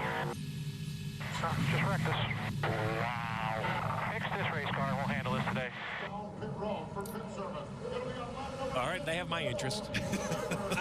So you're saying that we should watch the 43 and 88 anytime they're near each other on the track? They're near each other. I'll make sure we put a camera on it because you could hear the disappointment from Bubba Wallace. But this goes all the way back. Remember the first lap down the backstretch, these two kind of were banging off one another, and then they raced on the Roval lap after lap, and finally the 88 kind of just turned the 43 around. Here we see the 14 of Clint Boyer. Mission accomplished, points awarded, but you see all the cars stay on the racetrack, Dave. This is going to cost a lot of spots. Yep, they're going to pull a little tape off the front end for part of that, and they're going to put 4 fresh Goodyear tires and Sunoco fuel. But you're right, 16 stage points earned on the day. They told me before the race started, points all day. They've got to get them. They've gotten a bucket full so far. Marty? Ryan Newman currently below the cut line, Dave, so a critical pit stop here for this race team. They set -7, and they are struggling with the race car. In fact, a moment ago, Newman said on the radio, I can't be this bad of a road course racer. They talked about going back to how the car was at the beginning of the race. They're going to do that. A tear-off for Newman. Big changes, trying to get the car better. They desperately need some spots in this final stage. And race off pit road brought to you by Kroger. We see McDowell gaining a spot over Boyer. Newman, a couple positions. But again, not many came to pit road.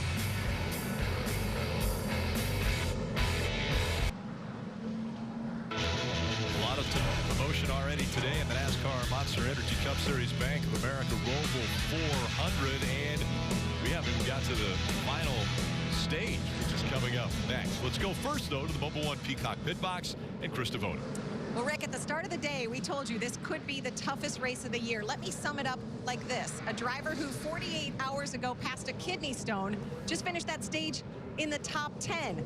Some storylines to follow in these closing 50 laps or so. Jimmy Johnson, could he be on the verge of his first win in over 2 years? If he does, you'll want to be here for the celebration. Right now, they're all chasing Chase. The winner, only one of the stories. At the end of the day, the bottom 4 in the playoffs, their title hopes are done. We will see you after the race from Victory Lane with the winner. Yeah, thanks, Krista. And we know that Eric Jones, he's out. He will not be going on to the second round. But only 7 are locked in. That means 5 spots still available for the guys that are fighting for those positions. Yeah, Clint Boyer did a nice job to end stage 2 by scoring some points, but because of that, he'll be deep in the field for this final stage. You mentioned it.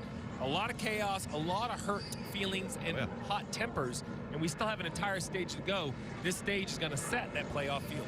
All right, let's bring the drivers in. And apparently hand signal's not good when you're on the road course, guys. Yeah, I've known that to upset several drivers in my career, me included. But you know, this is pretty interesting to see Ryan Newman sort of be under the radar, and that's his motto. That's maybe not how he would prefer it to go, but don't write him off just yet.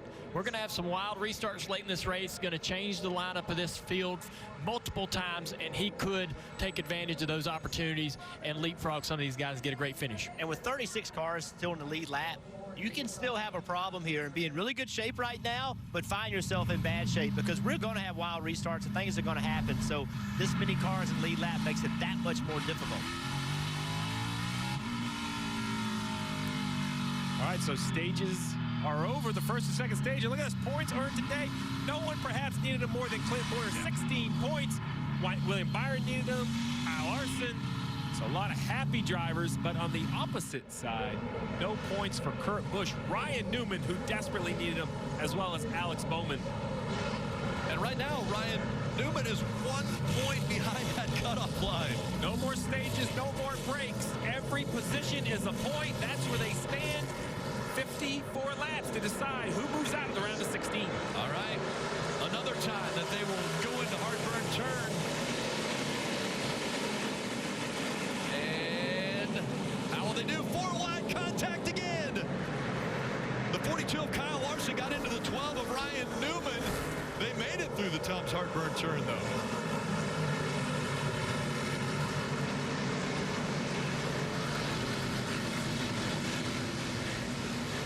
Now Chase Elliott has surged ahead of Brad Keselowski. Jimmy Johnson, Kevin Harvick, Mark Truex Jr., the top 5. Harvick trying to fight for that spot as he goes to the inside of Truex Jr. Takes the position away. Paul Menard's had a good day all day. Seen him up in the top 10 a lot.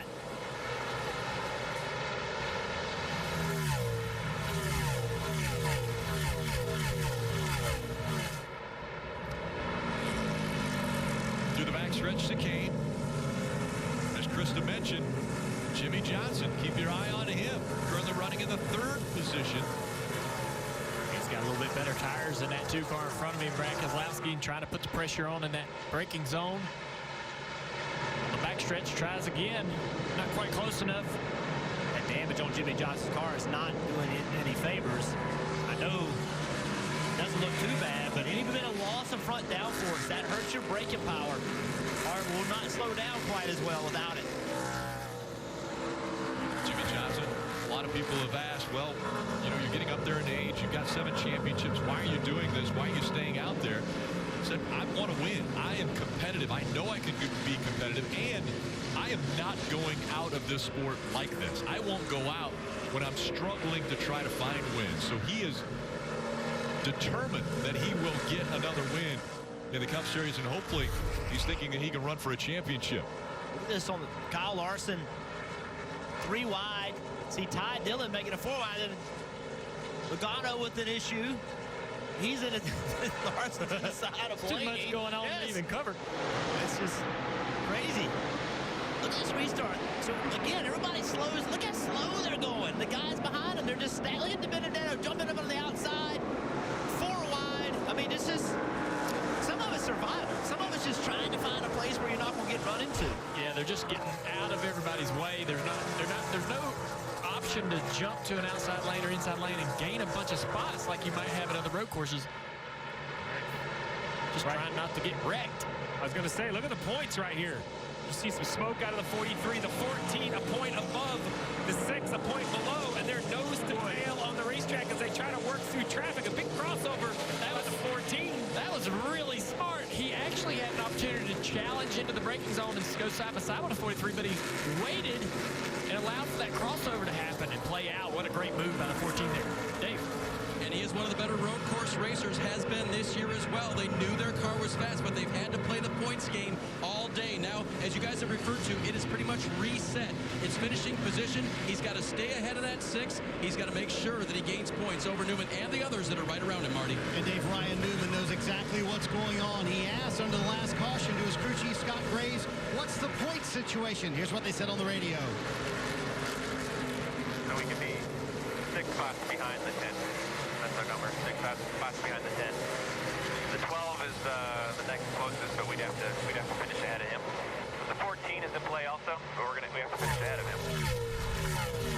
So Ryan Newman knows what he has to do with a car that has struggled all day long. Newman has made magic in these playoffs, just getting into the playoffs, and he knows he's got to get some more points right now, one below the cut line. And with every point or position picked up, we get a little closer to a situation coming up which we've had before where people can be tied for that last transfer spot, and it goes back to the best finish in the round by that driver. Watch that 14 could have dove into the inside of his 43. He waits and then allows this crossover to happen because he sees the 43 is out of position for that entrance to the chicane. It's like, hey, I won't pass you there, try to pass you there. Things could get ugly. Speaking of ugly, look at this. I mean, it is crazy back here. Clint Boyer trying to be aggressive to work himself up through, but afraid he's going to get in a wreck. I mean, they were too wide going into turn one. I mean, this is just crazy racing. I think he wants these guys to be battling and slowing themselves down. Easy pickings, I believe, once he gets to them. He just has to do the same thing he did in that chicane, is position himself offline. He's trying to do that right now to get to the inside at 37, and he's going to be able to do it. As they run, the 14 of Clint Boyer, 2 points above the cutoff line. And Rick, with 52 laps to go, let's just remind everyone, a pit stop still required to make it. So all of these guys, while we're talking about the positions gained, everyone will still have to come to pit road at least once more. And as that 14 gains spots, you can see Newman in the background furiously trying to gain spots as well. He knows things are dire. He has to go forward in this stage. Yeah, for every car that Clint Boyer passes, Ryan Newman will have to pass also.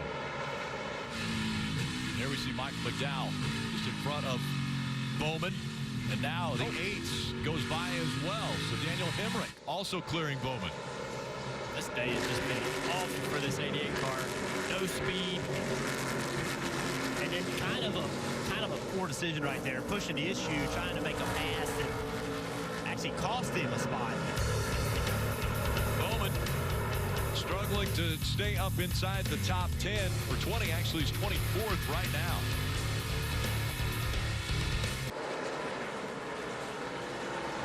Aero coverage brought to you by the Mullen Kiantu K50 electric automobile.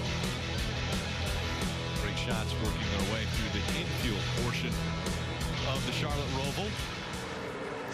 12, Ryan Blaney still having some issues, it looks like, Steve. Yeah, I think he made a little bit of contact with the wall, looking at the right side, and then right here looking to hit the curb.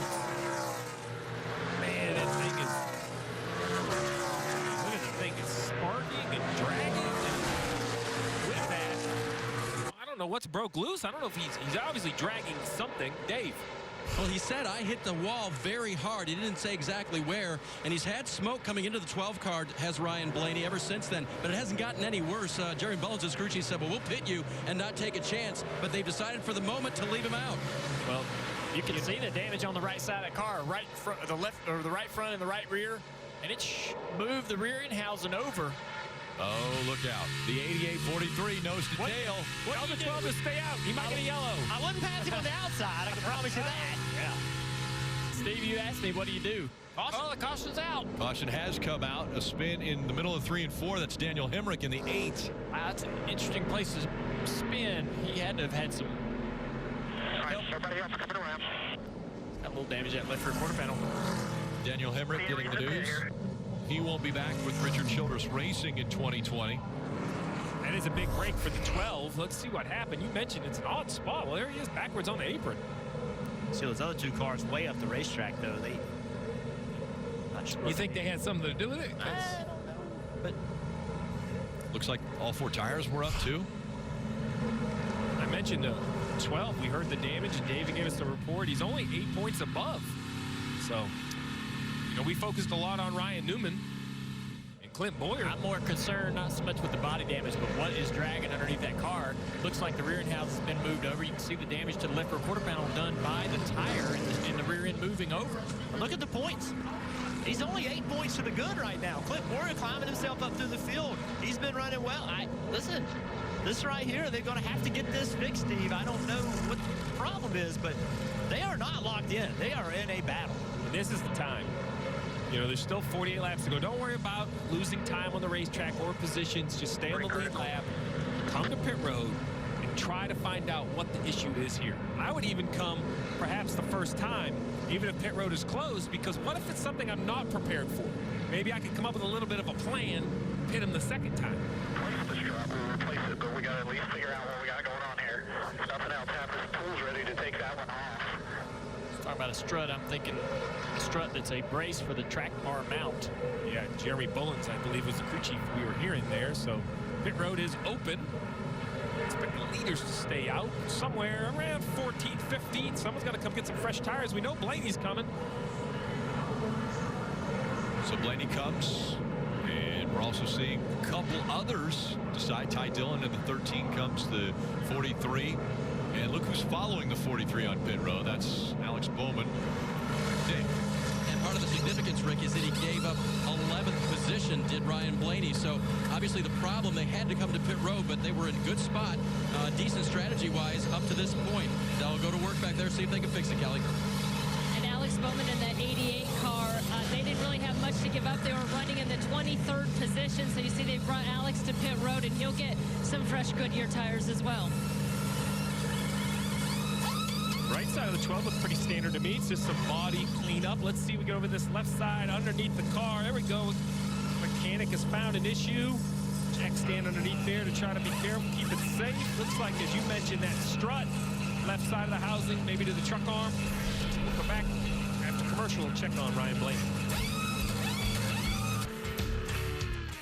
It's a home game for NASCAR, Charlotte Motor Speedway.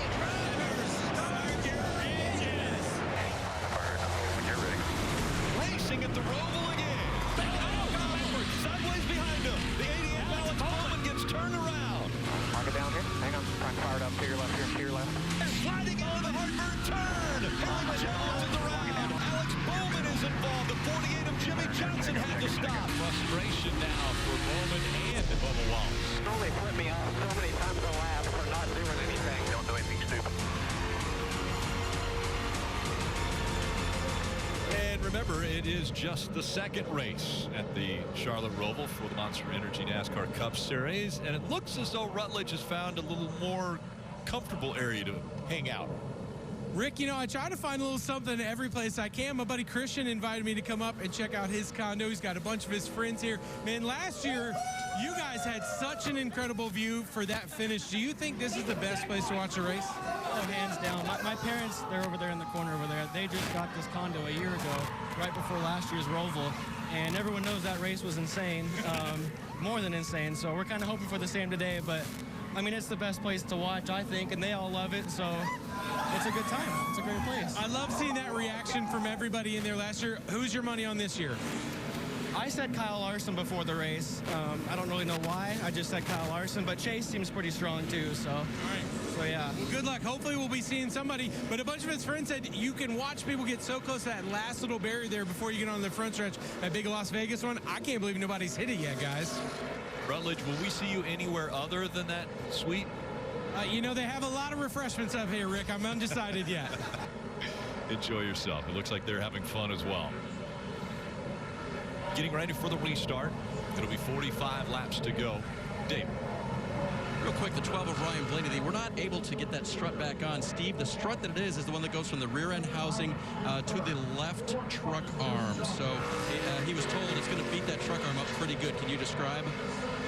Well, so basically, we've seen how just aggressive the curving and everything is. So there is a strut. It's just a straight piece of metal that goes from the truck arm to the rear end housing to keep everything from stretching. Well, there is about 3 inches of the strut. It's probably a foot long. It broke in half, which tells me it's trying to bend. That strut was being used so much that it actually broke. It'd be interesting to see with 46 laps to go if that car can mechanically stay together without that strut, or if they try to repair it if we do get another yellow. Can it stay together, Steve, and have enough pace to get himself back into this playoff battle? Right now, 19 points below the cutoff line for Ryan Newman. Back up through the gears they go. It's Chase Elliott, Brad Keselowski, and another great restart for the Ford of Kevin Harvick. Smoking the tires, and now he's going to miss it. He gets into the wall. Race leader, Chase Elliott into the wall, and the caution will come out. Unbelievable. I cannot believe that. 2 years in a row.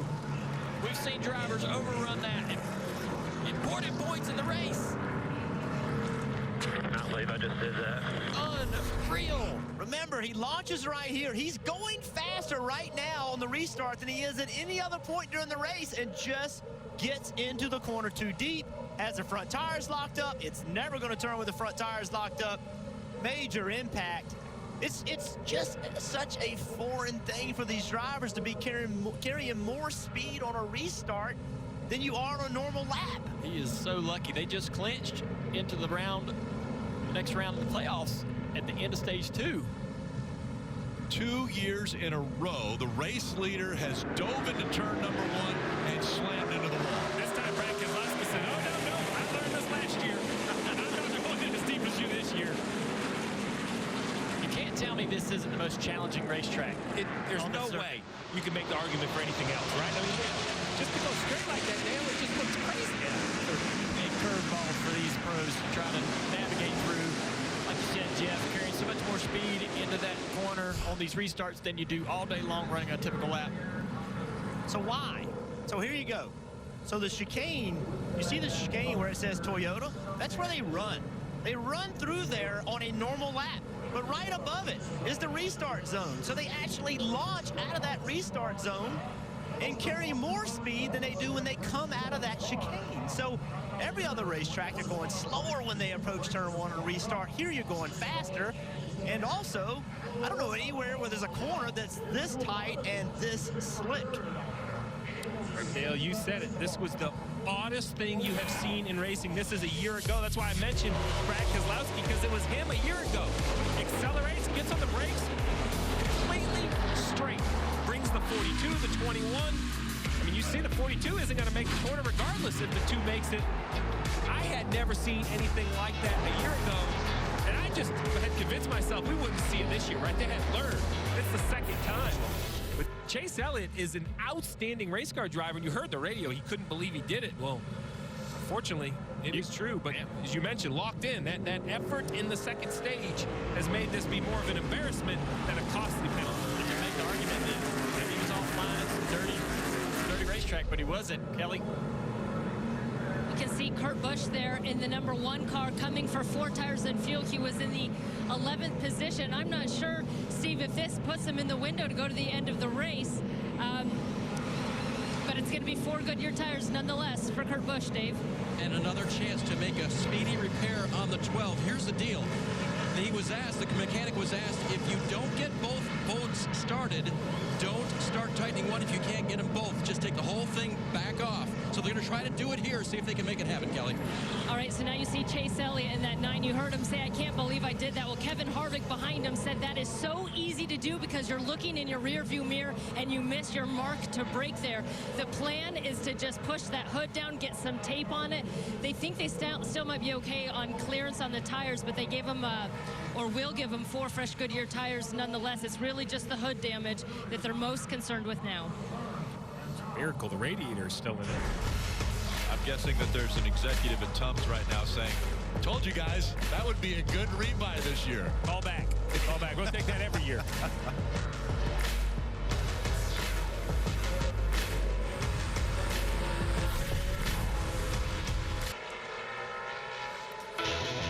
Monster Energy Cup Series racing from the Charlotte Roval. Under 44 laps to go. And guess what? You guys, I'm going to give you another restart. I don't know if they want it. I'm not sure. Am I supposed to watch the front row or about the 8th row? Because the front row, I'm not sure they're going to make the corner, and the 8th row is normally 4 wide, so I'm not sure they're going to make the corner. Such a difficult situation for these drivers, and we've seen it, well, now 2 years in a row. So now you wonder if somebody's going to underbrake and then stack the field up because they were trying to make sure they make the corner. This time it's Harvick and Keselowski making up row 1. Great launch for Kevin Harvick. Jimmy Johnson to the inside of Keselowski. Keselowski just not a great start.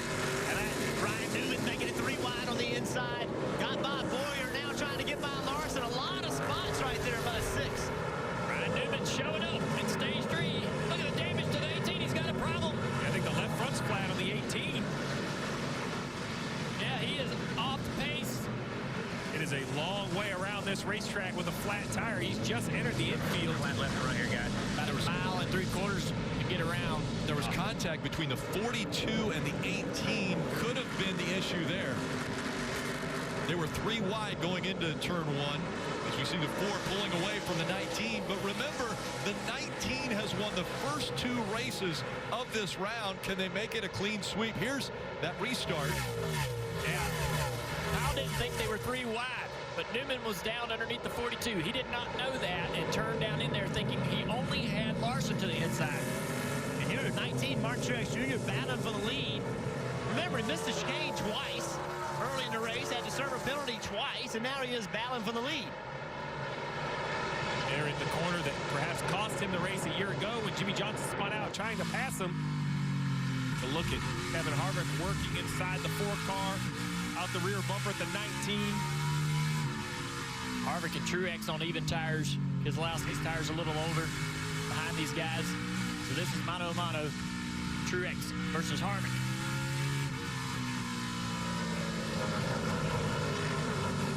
Steve, once again, the pit window around 36 laps. We're still outside. Nobody can go all the way to the end. Yeah, Kelly mentioned if that was inside the window. No, they pitted outside the window. It would take a rash of yellows for these guys to save it. So save enough fuel to make it. This pressure from the 19 on the 4 is remarkable how close he can stay through the infield section. Try to set him up through this turn 8, get a better run off turn 8. Yeah, it looked like the 4 car moving around a little bit through that infield, but he ends that infield section rather well and stretches out that lead just a little bit. You wonder how much confidence Martin Truex Jr. has in his car entering the chicane, right? He had so much trouble there, had trouble in practice as well. You wonder, yeah, he seems to have confidence there. He's moving to that braking zone. But, you know, I'd have to second guess myself. You know, I made a mistake in there twice. Can I drive in there again and not get it wheel hopping? And 19 got into the braking zone. Marty.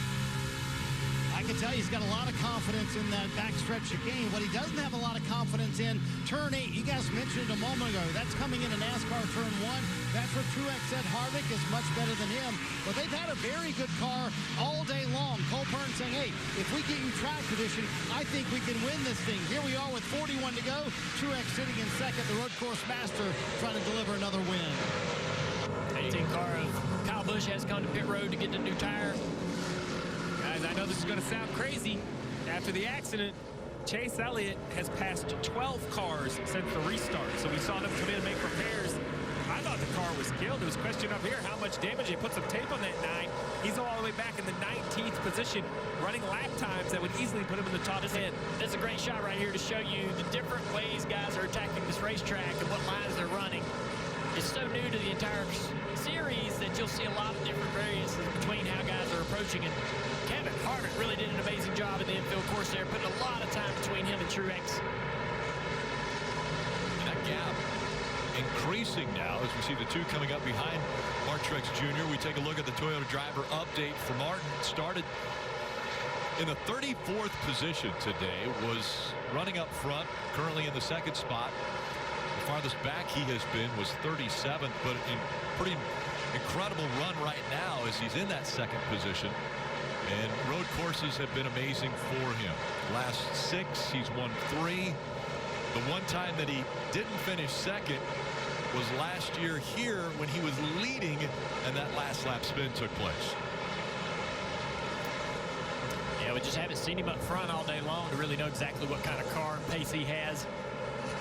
See, he's lost a little bit of time to that 4, but starting to pull back away from the 2-car Keselowski. Maybe he had a couple back corners, a series of corners in the infield, now trying to make it back up. He works his way, trying to catch up to Kevin Harvick as we go NASCAR nonstop.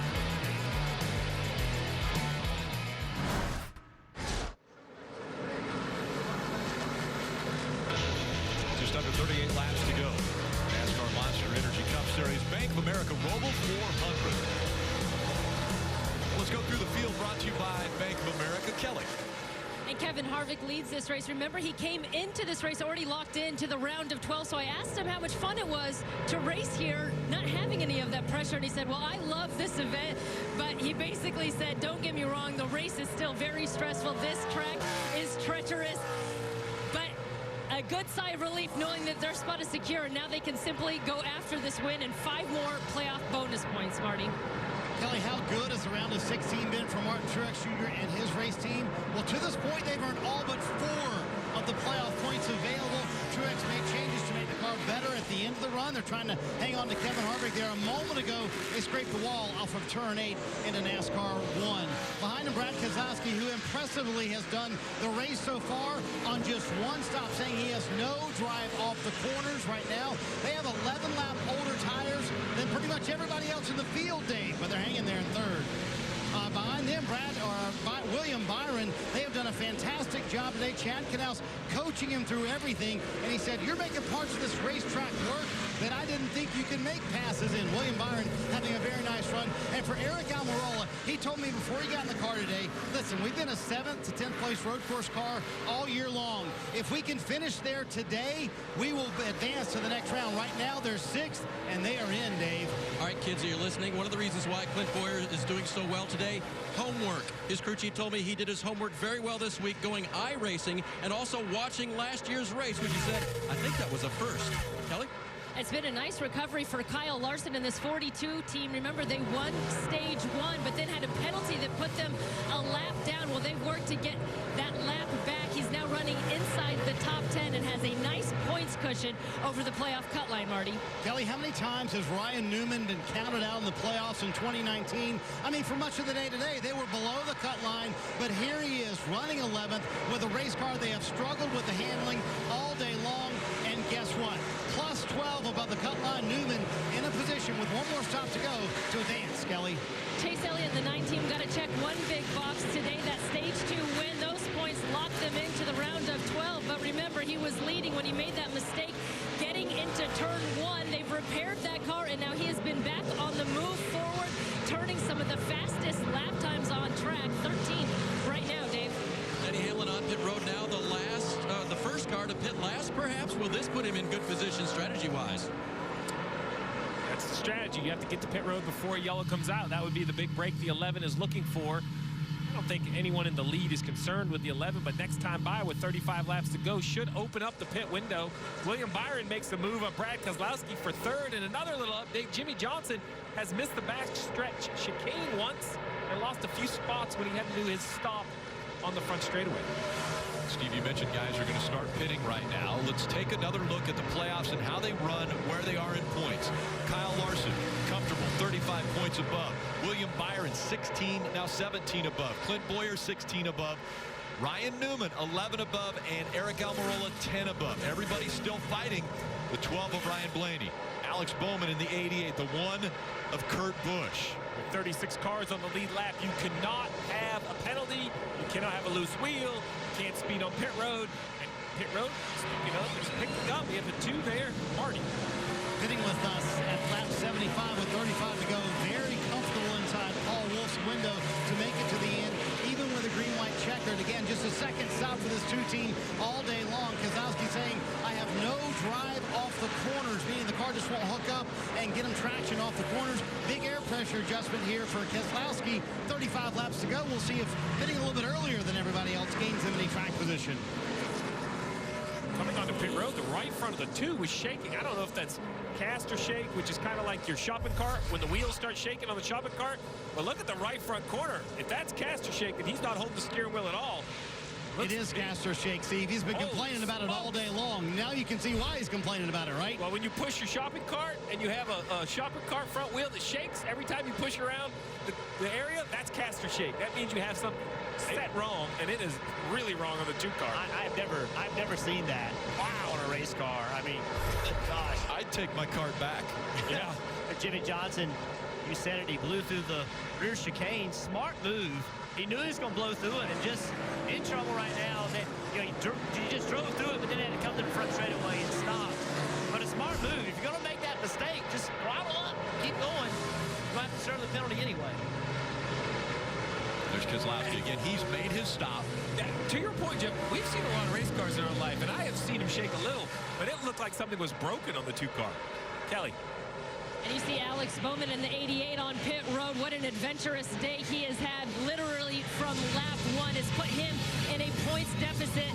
He's going to get new Goodyear tires. You see the one there, Kurt Busch. Remember, he came to pit road just about 10 laps ago, so that was fuel only for Kurt Busch. Todd Gordon on pit road. They pitted at lap 65 to take 4 tires for Joey Logano. So, Steve, I kind of like this call by Todd Gordon. They've been stuck in the back since that accident early on. They pulled out the right front fender. You see him leaving pit road with Kurt Busch. Fuel only for Logano here on pit road. We'll see if that helps him and gain some track position. And they definitely blend much farther up in the field than they were running. Looks like they run a short track with all the safe dump fenders here. You see damage to the 1, damage to the 22. Damage to the 48. We just came through the screen. Now I'm starting to wonder if the 9 of Chase Elliott will perhaps implement that same strategy. 16 seconds behind the leaders, and here come the leaders. 4 of Kevin Harvick has peeled off the bank, as well as 19. Kelly. The leader, Kevin Harvick, has come to pit road. He's really been pretty happy with his car throughout the day, really saying he needed the rear end of that car to be a little bit more stable, but he has good front turn in there, and so he'll get 4 fresh Goodyear tires and a clean windscreen, Marty. Martin Truex Jr. pits from second position. He pits with Kevin Harvick, as you see, top of your screen. We'll see if the 19 can gain any spots here. Truex saying I seem to hang on a little bit longer into the run.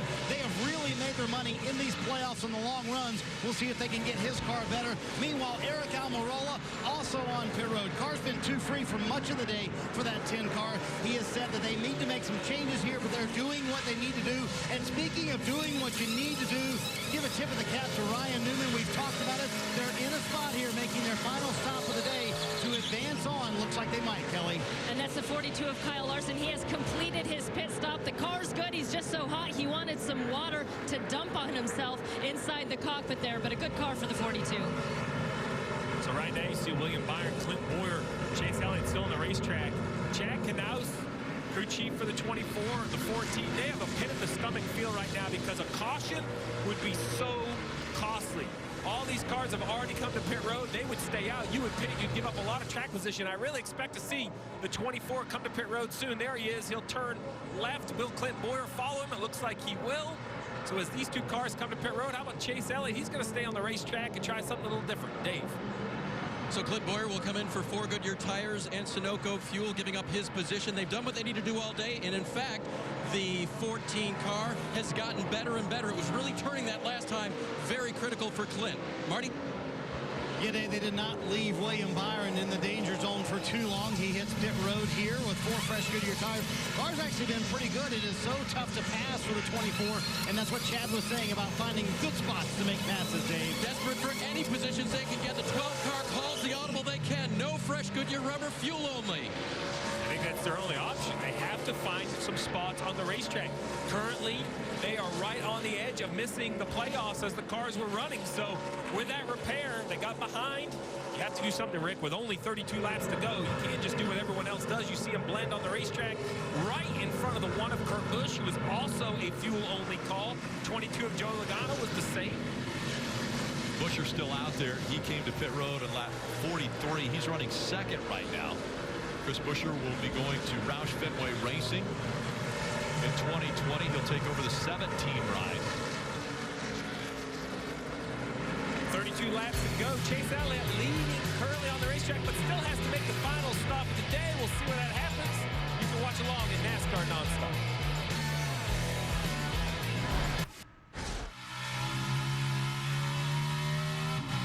We saw Chase Elliott come to pit road and do his service. Let's take a look now at Ram trucks built to serve, guys. I think you're going to have to be real careful as a driver not to make a mistake. This is the hardest track that NASCAR runs on. And then the crew chief, the points. Make sure you have your mask right. Whatever information you're giving your driver, double check it. Make sure he has the right information. If we get any more restarts, that restart down into turn 1 is going to be a lot of fun for all of us to watch.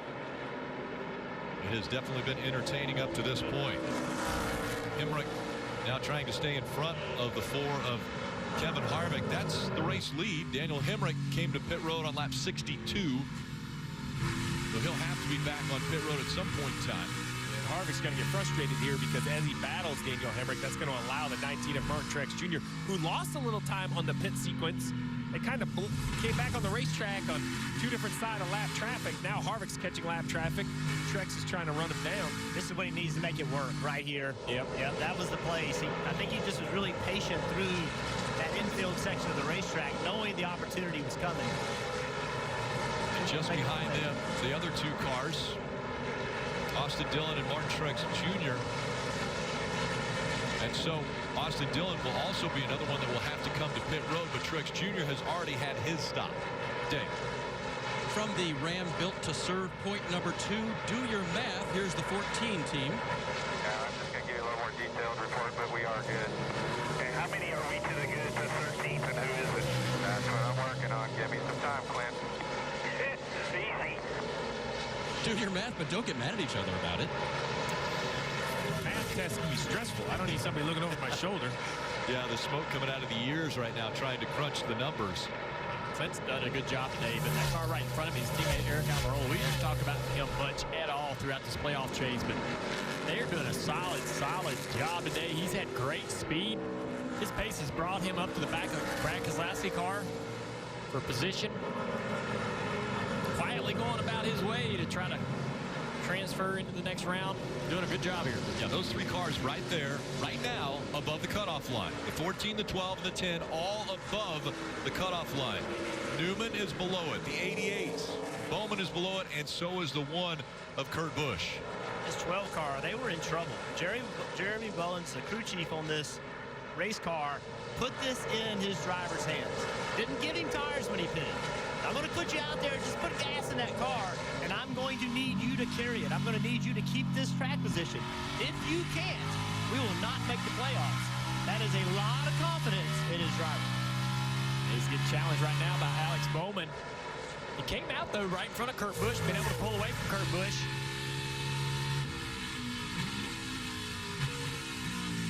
Bowman does a challenge in the braking zone there. Going to be able to have a little bit of a run here. See what he does with it. We got a real good shift there. Lost that momentum. The 12 is going to go high here and let him go by. Blaney knows he's faster. Knows he's in pretty good shape. In the points right now. Give the spot up. Don't put Alex in a position where he overdrives and gets you in trouble. Hey. And Jeff, part of that discussion on leaving the 12 out there on old tires is you have a good race car. You don't do it if your race car is horrible. It needs something. Well, they've been very good with this car all weekend. In fact, Jeremy Bullins told me it has not been a real challenge getting that car where Ryan needed it to be. And remember, he's last year's winner right here. So the only concern I have, Steve, is that I kind of feel like all the Penske cars aren't very good on long runs. They kind of fall off. So, yes, they've had good speed, but I don't know that they've had good long-run speed. And with 27 laps to go, the entire complexion of this race could change with a yellow. You're going to have to decide when to come, if you come. The other guy that's going to be back in it is the 9 of Chase Elliott. It's hard to believe this is the same car that went straight into the tire barrier on that restart. He is up to 9th, running the fastest laps of the race. Well, look at this right here. The 10 car to the inside. A bit defensive, I believe. 14 of his teammate Clint Boyer's closed that gap. Starting to hound that 10 car of Eric Almirola. Interesting to see him go offline in that braking zone. Kind of a tough spot for both of them. They're both solidly in the points, but you never know what's going to happen. And I know Clint. He does it again. I wonder if he's trying to get some air to the brakes, or is he trying to throw off the 2 car? Look at this now. Look how close this battle is. 14 trying to make the pass. Boyer's going to get them both. Boyer to the inside of 2. Brad battles back on the outside. Almirola trying to make it 3 wide. Wow. All 3 Fords fighting for position. And Clint Boyer right in the middle right now. So now Clint Boyer needs to back up just a little bit. Getting ready to come into this part of the racetrack where climb this hill. Make this right. Now it's all about setting up for turn 8. You're right, Jeff. The pace of these Penske cars just not great on the long run. Brad's back on even tires with all these guys. He's been giving them a few laps on tires for most of the race, at least stage 2 and 3. And now even tires. Look at that 9 car closing into this battle. Yeah, look who joined the battle. That 9 car. Oh, man. And one around right in the infield. And it's the 36 of Tift. Going to go in uncharted waters here.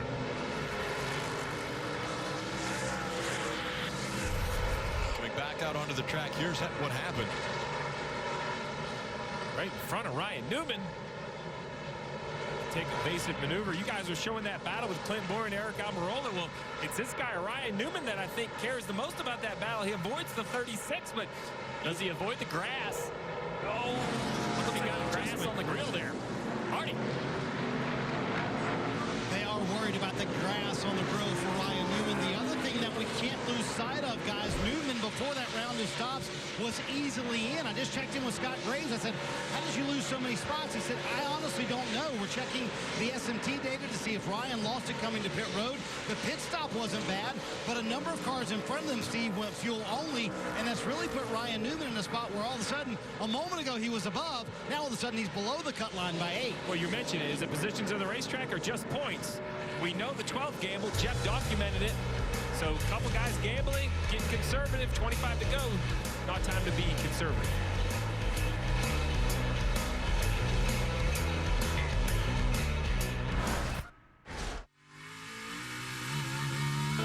Next Sunday on NBCSN, round 2 in the NASCAR Monster Energy Cup Series playoff starts from Dover International Speedway. That race coverage from Monster Mile will begin at 2:30. So make sure to join us. Again, that's the start of round 2. 12 drivers will be fighting to keep their playoff hopes alive.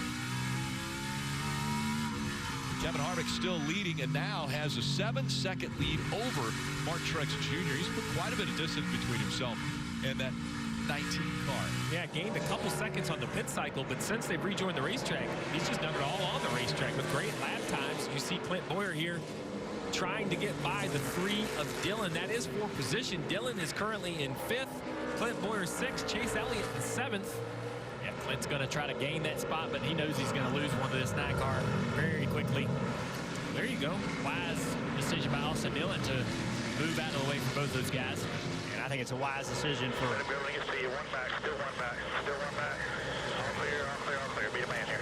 I'd like to see that out of that 14, right? Just don't... Because Chase doesn't want to hit you, but if you force him to drive in next to you, what if he makes a mistake, right? At the end, it's going to cost you points. It's teamwork. That's your spotter, understanding the situation. He got that information from the crew chief, just related to Clint. Right now, it's about calmness. It's just you're doing everything you need to do. And that lap out of Chase Elliott, the fastest one on the racetrack. Currently see the playoff leaderboard on the left side. William Byron quietly running in the 3rd position at plus 19. Boyer 18. The 12, you said that gamble kind of working, right, Jeff? I mean, the 12 looking decent. Yeah, and while this is going on, Kevin Harvick has yarded Truex. He's 7 seconds in the lead. I'm impressed by that. Kevin Harvick and that team, they came over here last year. They ran bad. They did not run well at all. That shocked me. I thought this would suit this team, and they just ran poorly. And I talked to Roddy Childers, 17 around as a caution. Caution has come out. Now with under 21 laps to go, which means another restart, and those have been heartburn for a lot of drivers. So let's see what happened here. Gets into there, locks up the rear tires, spins out harmlessly here, gasses it up, gets going.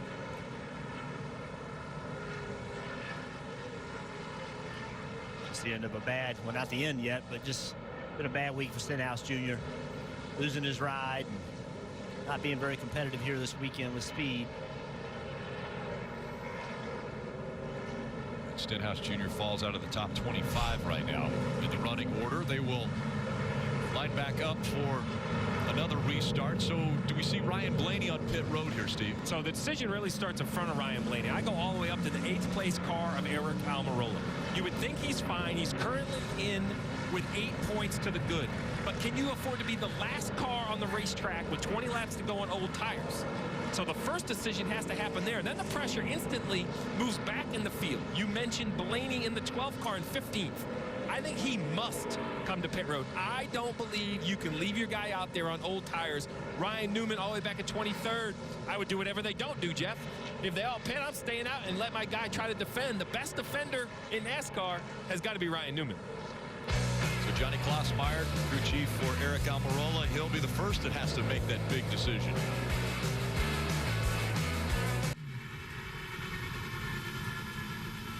Bert mentioned just moments ago that Harvick had yarded Martin Truex Jr. after those green flag runs. Well, that all disappeared when the caution came out. And so now Kevin Harvick and Martin Truex Jr.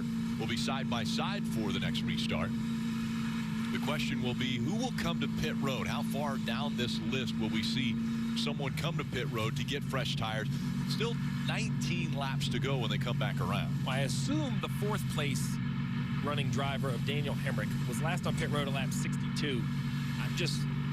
I don't believe there's any way that he can make it on fuel. I think the strategy was to do exactly this, run very long, put fresh tires on, and then have the best tires to come through the field, because to his defense, I expect 10th, 12th, 14th on back to come to pit road.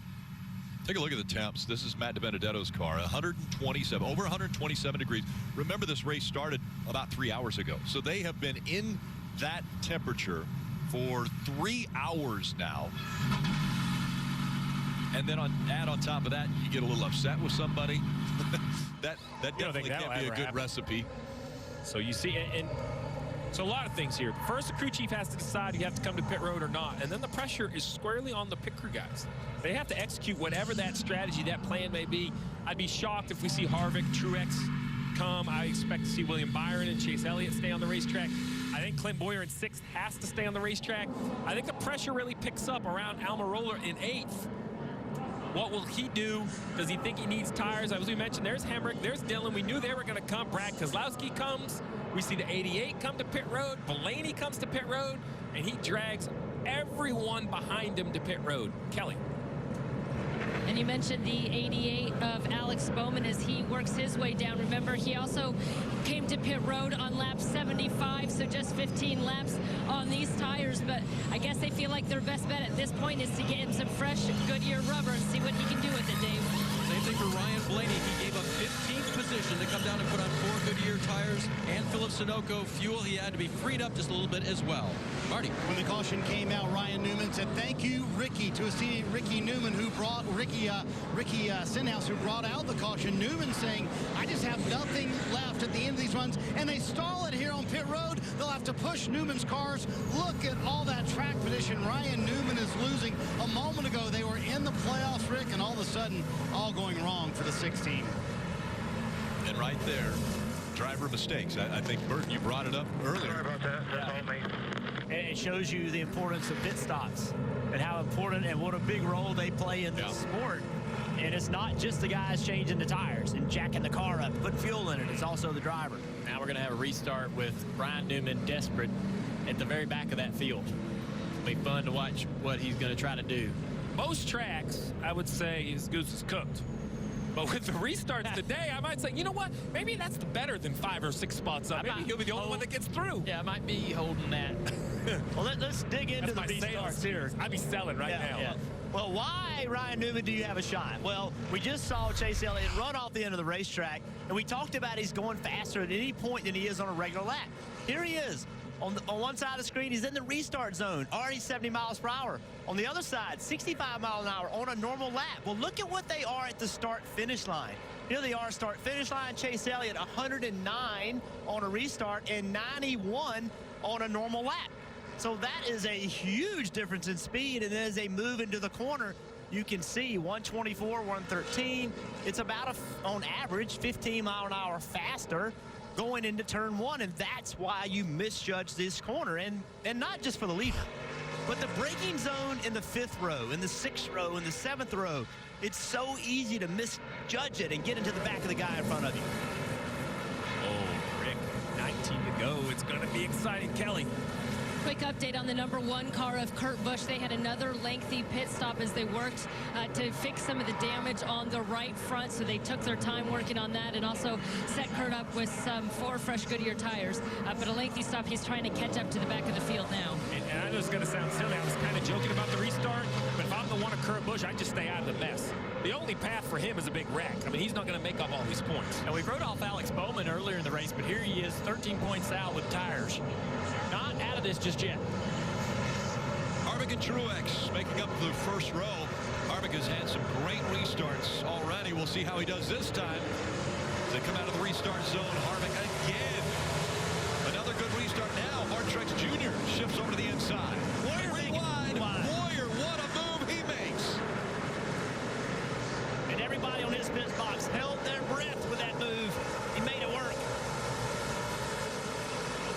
aggressively. Now he's moved up to third. William Byron running fourth. Chase Elliott is fifth. See Boyer's teammate, Eric Amarola, under attack from the outside, from the inside. He knows he can't give up points. Contact there. Look at the momentum lost by the 10 car. Now Matt trying to take advantage of it.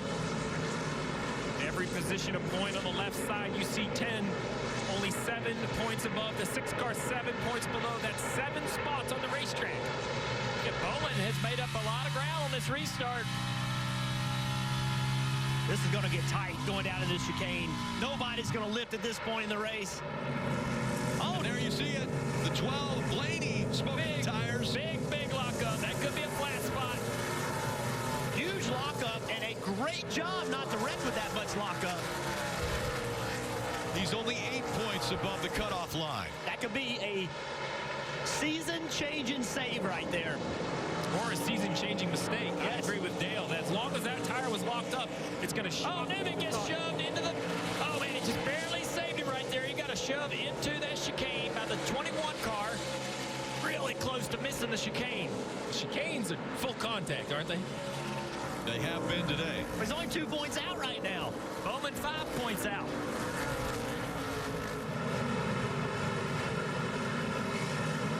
We see right here Ryan Blaney exiting the banking of turn 2 on the oval down the straightaway. Larson takes him 3 wide, and then right here, look how long that tire is locked up. Man, that's a long time. Oh, the 11 spun out. We got the track spot. Newman's in it. Big problem over here in the infield. Newman is backwards. Trying to come out of 6, and the caution comes out again. Ryan Preece in the 47 also involved. Not a damage to the 6 of Newman. That right rear quarter panel bent in. And look at how aggressive now Newman is coming back up. Is there frustration here? Denny was turned around and Newman checked up. Nobody could really get through that particular part of the track when Denny got sideways. And let's watch on top of the roof of the Atlanta car on the inside of the 3 here. He just gets in there a little loose, trying to get a little help from behind, hard to see. But he's sideways in the track right here, and a lot of these guys had nowhere to go. Several times a day we've seen the 11 car around. Yeah, just very loose get in the corner. 21, 6 back of the 6 runs into the 47. A lot of impact for that 6 car. My goodness. Nobody knows where to go. How durable can these cars be? We saw them running over the Turtles. We've seen parts break. Ryan Blaney had a piece break on his car. They fixed it. He's now currently above that playoff cut line. Look at the damage the 6 does to the 21. When 21 comes by, just destroys the right side of that car. All these other cars in the grass all have to come pit road. Marty. Got to tell you, no real panic on the 6 radio. Wow, you can see that right rear fender there for the 16. They'll have to pull that out, fix it as best as they can. Going to get 4 fresh Goodyear tires. And as I mentioned, Scott Gray's very calm on the radio. Ryan Newman, very calm on the radio. They'll see what they can do here. Currently, -5 below the cut line. May not be out of the ball game yet. We'll see what happens. And those new tires, they were coming quick through the field. Everybody up front was talking about how quickly Brad Keselowski was coming through the field. Following this impact for Ryan Newman and all the work he's going to have to do to get back through, but this battle that's brewing between Eric Almirola and Alex Bowman, you said it. We had written Alex Bowman off. Look at the screen. 2 points, right? Almirola, he's sitting there. He did not pit. Almirola back in 13th. Every car but one behind him has fresher tires, and he has been under attack, Kelly. And Alex Bowman knows the situation. The team has told him. They told him who he is racing with for that final playoff spot. Remember, qualified on the front row, had to start from the rear after he crashed with a minute to go in final practice in a backup car, and he just might make it in, Marty. And they know the situation they're in for Eric Almirola. 16 to go. Here they are, +2 above the cut line. You mentioned it, Jeff. Everyone behind them pretty much has fresher tires. They told Eric, do the best you can. They also updated him about the 88. He made his way through the field. He is ahead of them right now. They are the ones below them on the cut line. So if the 88 can gain any more spots, the 10 could be in trouble. And again, if it's a tie, the advancement goes to the one with the better finish in the round. Right now, Alex Bowman has a 6th place finish. That was the Las Vegas finish, so he is better than the 10. The best finish for Eric Almirola was 13th or 16th. Let's take a look at today's lap leaders, brought to you by Simbacort. You see Chase Elliott, 29 laps led. Harvick, 24 laps led. William Byron, 23 laps led already. So that 88 that needs to gain a couple points, not only is in the 8th position, but look at this. Last on pit road, lap 90, fresher tires than Suarez, fresher tires than Elliott, Byron, Boyer, not to mention a couple teammates up there with Elliott and Byron that I don't think would hold him up if he could advance versus Almirola. You drop all the way down in 13th. He has last time at lap 76. Well, how about behind him? Buescher, Dylan Logano, they're going to be coming on fresh tires. We'll try it again. Harvick on the inside. Martin Truex Jr. on the outside. Boyer and Byron behind them.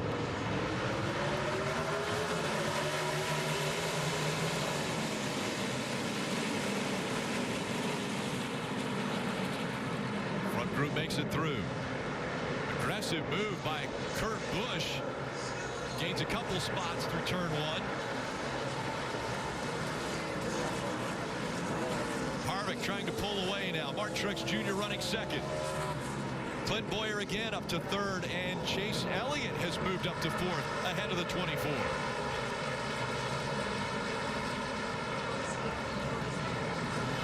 See, Alex Bowman's done a nice job on this restart. Almirola, not quite as good of a job. Right now, I think they are essentially tied. I think Eric Almirola's lost a few spots, and Bowman's done a really nice job and in good position down here in this rear chicane. Yeah, the tiebreaker right now would go to Alex Bowman. You see that they are tied right at the cut line. Oh, this is going to get tight. Somebody's got to lift right here. William Byron, young driver, decided to lift. Well, wisely, William Byron is 14 points to the good. He needs that information, right? With 15 laps to go, 14 points. Just if you got to give a spot up here or there, kind of protect, stay going in the right direction. The 88, he's going to have to push to get you a little bit more. Let him go by. And they work through the front stretch chicane. Now down to 14 laps to go from the Roval. I think it's the same information I would be giving the 14 of Clint Boyer. The 9 of Chase Elliott is on his rear bumper. He has more to gain. You have more to lose. Let him go for the 3rd position. And nowhere in the shot is the 10 car of Eric Almirola. He has fallen all the way back to 17th. Joey Logano just got by. Kurt Busch got by. Buescher got by. Marty. Just so helpless for this 10 team sitting there. They now know they are -4. And actually, Ryan Newman, you see there, just moves ahead of them by 1 spot. Steve, what a helpless feeling that must be, not only for the driver, but for Johnny Klausmeier on top of the box. They couldn't have pitted their spin on the racetrack. 41 around. Looks somewhere over in the infield. I think somewhere around turn 6, he slid all the way over to the area of the track that's not used. And you mentioned, or you heard Marty mention the 6 of Ryan Newman. Well, look at the chaos in front of him. He's got to drive it. He has no choice. He has to drive off in here, and he does into the chicane. They're 2 wide, 3 wide. Dylan's coming across. Somehow doesn't get run over from behind. Caution has come out now. Oh. Yeah, the 41 could not get that car refired. He's still sitting over in this section of the racetrack. I think if you're Almirola, you got to come down the road to get tires. You're bleeding. I don't know why you didn't do that the time before. You would only get up about 8 or 10 spots. You're bleeding points at this point. The only chance the 10 has is to come get some tires and put your driver back on offense. With 14 points to go, he could have what? 14 more wrecks. Pretty easy. He's 3 points below right now.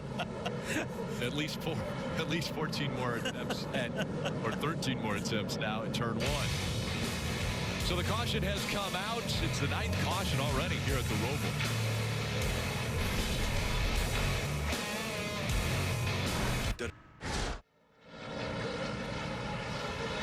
Listen to the urgency in Eric Almirola's voice. I don't have as much grip as all these guys.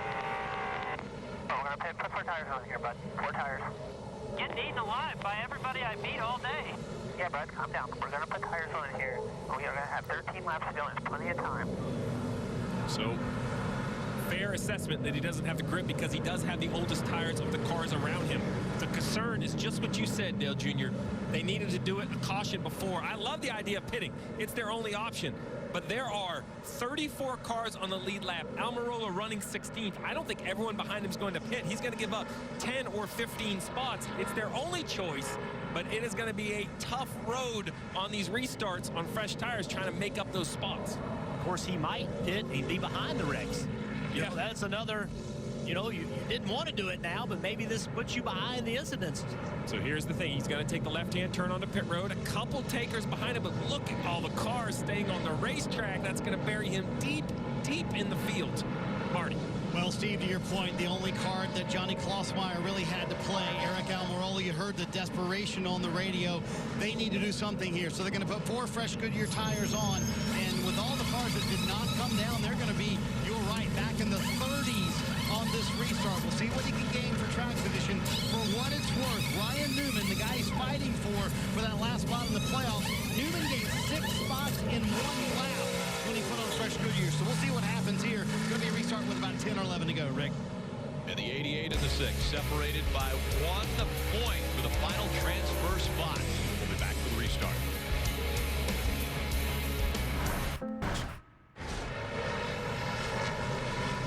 Kevin Harvick leading NASCAR Monster Energy Cup Series Bank of America Roval 400 as we're getting ready for a restart, and now the focus goes to that cut line. Who's going to advance in the playoffs? It starts with the 88 of Alex Bowman, currently in the 6th position. Good news, a point above. Bad news, already running 6th. Not sure how much better he can improve, Jeff. And then we go down to the 6th of Ryan Newman. Ryan Newman, although normally running back where he's running at 21st would be a bad thing, but that means he has a lot of opportunity to pass cars. Alex Bowman, it's going to be much tougher to pass the quality cars that are in front of the field. Then you have Eric Almirola in 29th place. He's 16 points out. He just needs to pass cars and pass them as fast as he can with those new tires. Watch those points. They're going to change quick, Rick. They are, and keep your eye on turn 1. It's been tricky.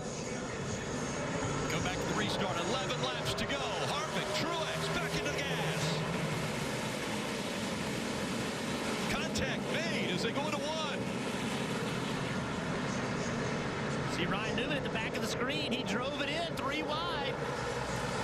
That yellow and black car. That's 4 spots right there. Now it's back even. That's how it's going to be for the next 11 laps. Bowman trying not to give up the spot to the 24 of William Byron as they run up there almost side by side. Here comes Byron. Now Bowman stays up, almost gets into the back of the 2. Yeah, that was tough right there. Back up to the high bank. 1 spins to 37 off turn 8. Smoke everywhere. Does everyone get through? The 13. There's Newman. Caution again. Through. Wow. And we mentioned it at the beginning of the show. Anywhere on the racetrack was a difficult part of the racetrack. So 14 wrecks and 14 laps. Now we only need 13. My goodness. Someone's talking about no water pressure there. Pressure is okay. Damage to the front of the 6. More damage? Twice now, Rick. They had it on the restart earlier. He said, I hit the nose again. He said, I still have water pressure. I mean, this literally is a race of survival, Steve, for the 6. Right now, they're -4, but he is gaining spots on almost every restart. This is crazy. He's gaining spots, but he better understand that the front bumper doesn't have really any more impacts in it. He's going to have to protect it for the last 11 laps. He may still have water pressure, but it doesn't look like he would take too much of a hit to knock the radiator out. If there's one positive for the 6 of Ryan Newman, his car looks better than what Kyle Larson's car looked like last year, trying to stay alive, as we see the 37 go around of Buescher, but you see it back in the smoke. The 1 of Kurt Busch was there. Yeah, just some contact there or something coming on that transition up onto the NASCAR 1. Here's the 6 trying to avoid all this. He's going to get in the back at 47. Pretty hard. Can't see those cars in front of him at all. Has no idea where they are. The see the 11 and the 10 got together as well. Further back in the so much smoke. Drivers have no idea what's going on around them.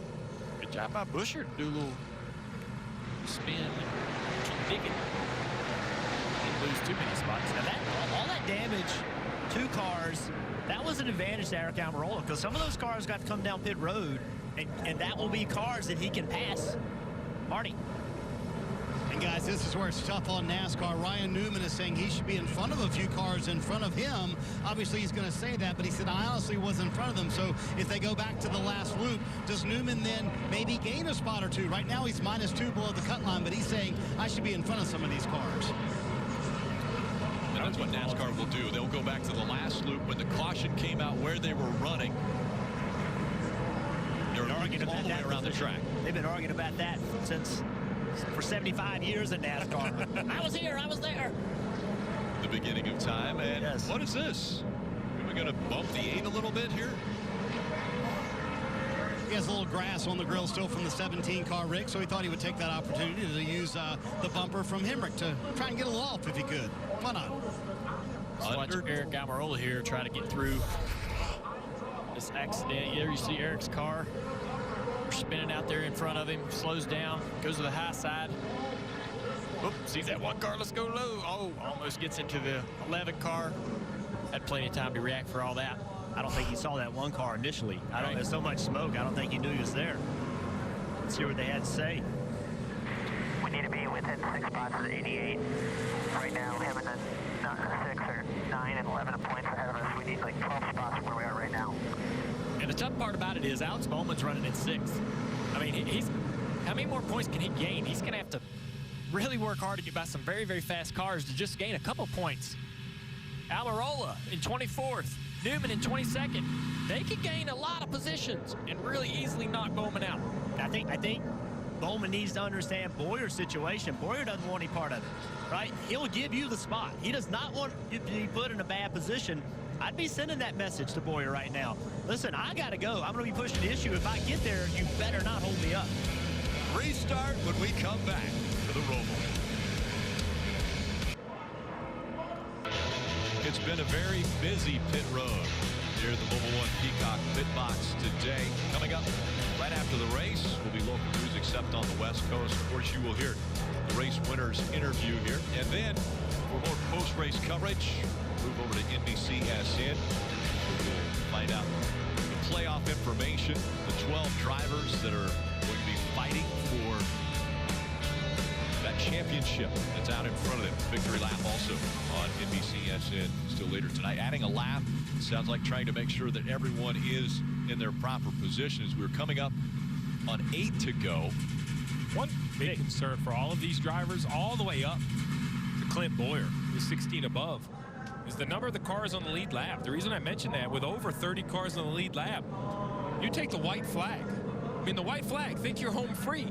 Flat tire, miss a chicane, get run over, anything happens, the last 2.5 miles could eliminate you from the playoffs. It really could. And then all these caution laps are hurting Eric Almirola. He needs this thing to go green. He's got to go pick up a ton of spots. He's going to need every lap he can get. So continuing to be under caution is hurting him. Marty? Hey, Jeff, when we went to commercial break, you noticed Ryan Newman was below the cut line. He is all of a sudden above the cut line. They won their protest. They actually gained 4 spots in that when NASCAR reordered the field. They moved from 21st to 17th and went from 1 below the cut line to +3. So they were correct. He was not in the right spot. And also look on this restart. Who's right in front of him? His teammate, Ricky Stenhouse Jr. I'm quite sure he'll play nice to his teammate and maybe help him get another point as well. And I think Newman has a great shot at, if not holding that position, gaining a few spots. And Bowman, I'm not as confident that he can gain the positions he needs. And how critical now is that mistake in practice, spinning out late, going to a backup car, losing that front row spot, not gaining any stage points. Even if he has a great finish, he's not going to be able to move forward if Newman can maintain this track position here at 17. You mentioned great finish. Lap 65, Chase Elliott had the lead, took the restart, and went straight into the barriers in the old Tums heartburn corner of turn 1. Well, he has driven completely back to the field. No strategy call here, just a fast race car all the way to the 3rd position. He's gaining on every restart, and now he will have that preferred inside lane into turn 1. I know we're talking a lot about playoffs. I think Chase Elliott's thinking victory lane, so playoff points and some momentum into the round of 12. And Clint Boyer's worst nightmare right now is Alex Bowman, and here's why. Clint Boyer has done his job today. He's gotten stage points. He's the highest on stage points. He's done everything he needs to do. Very, very calm. But he's got a guy behind him that's desperate. He knows, Alex Bowman knows that he's got to go find spots. He knows the 6 is in position to go get more spots. And the 10 car back there is in position to get more spots. So Alex Bowman has a completely different mindset than Clint Boyer. Clint Boyer wants calm, easy, let's get this thing done.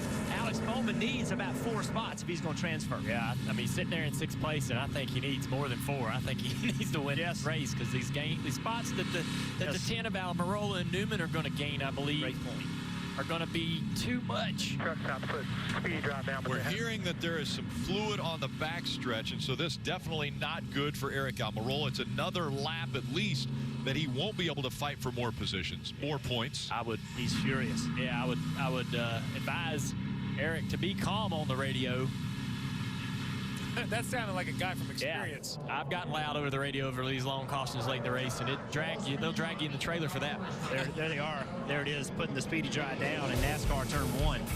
So they will put the speedy dry down, then they'll blow that off, and we'll have another race start. With the fluid being put down and the cleanup having to take place, NASCAR has red flagged the race so that no more laps are run off.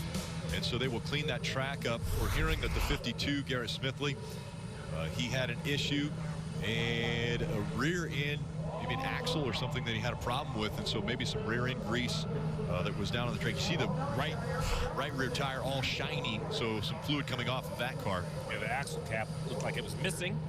The axle will come out, so I want the rear end grease. So you mentioned how hot it is today. Drivers, you've always told me the absolute worst time on a hot day is a red flag sitting in the car with no air to move.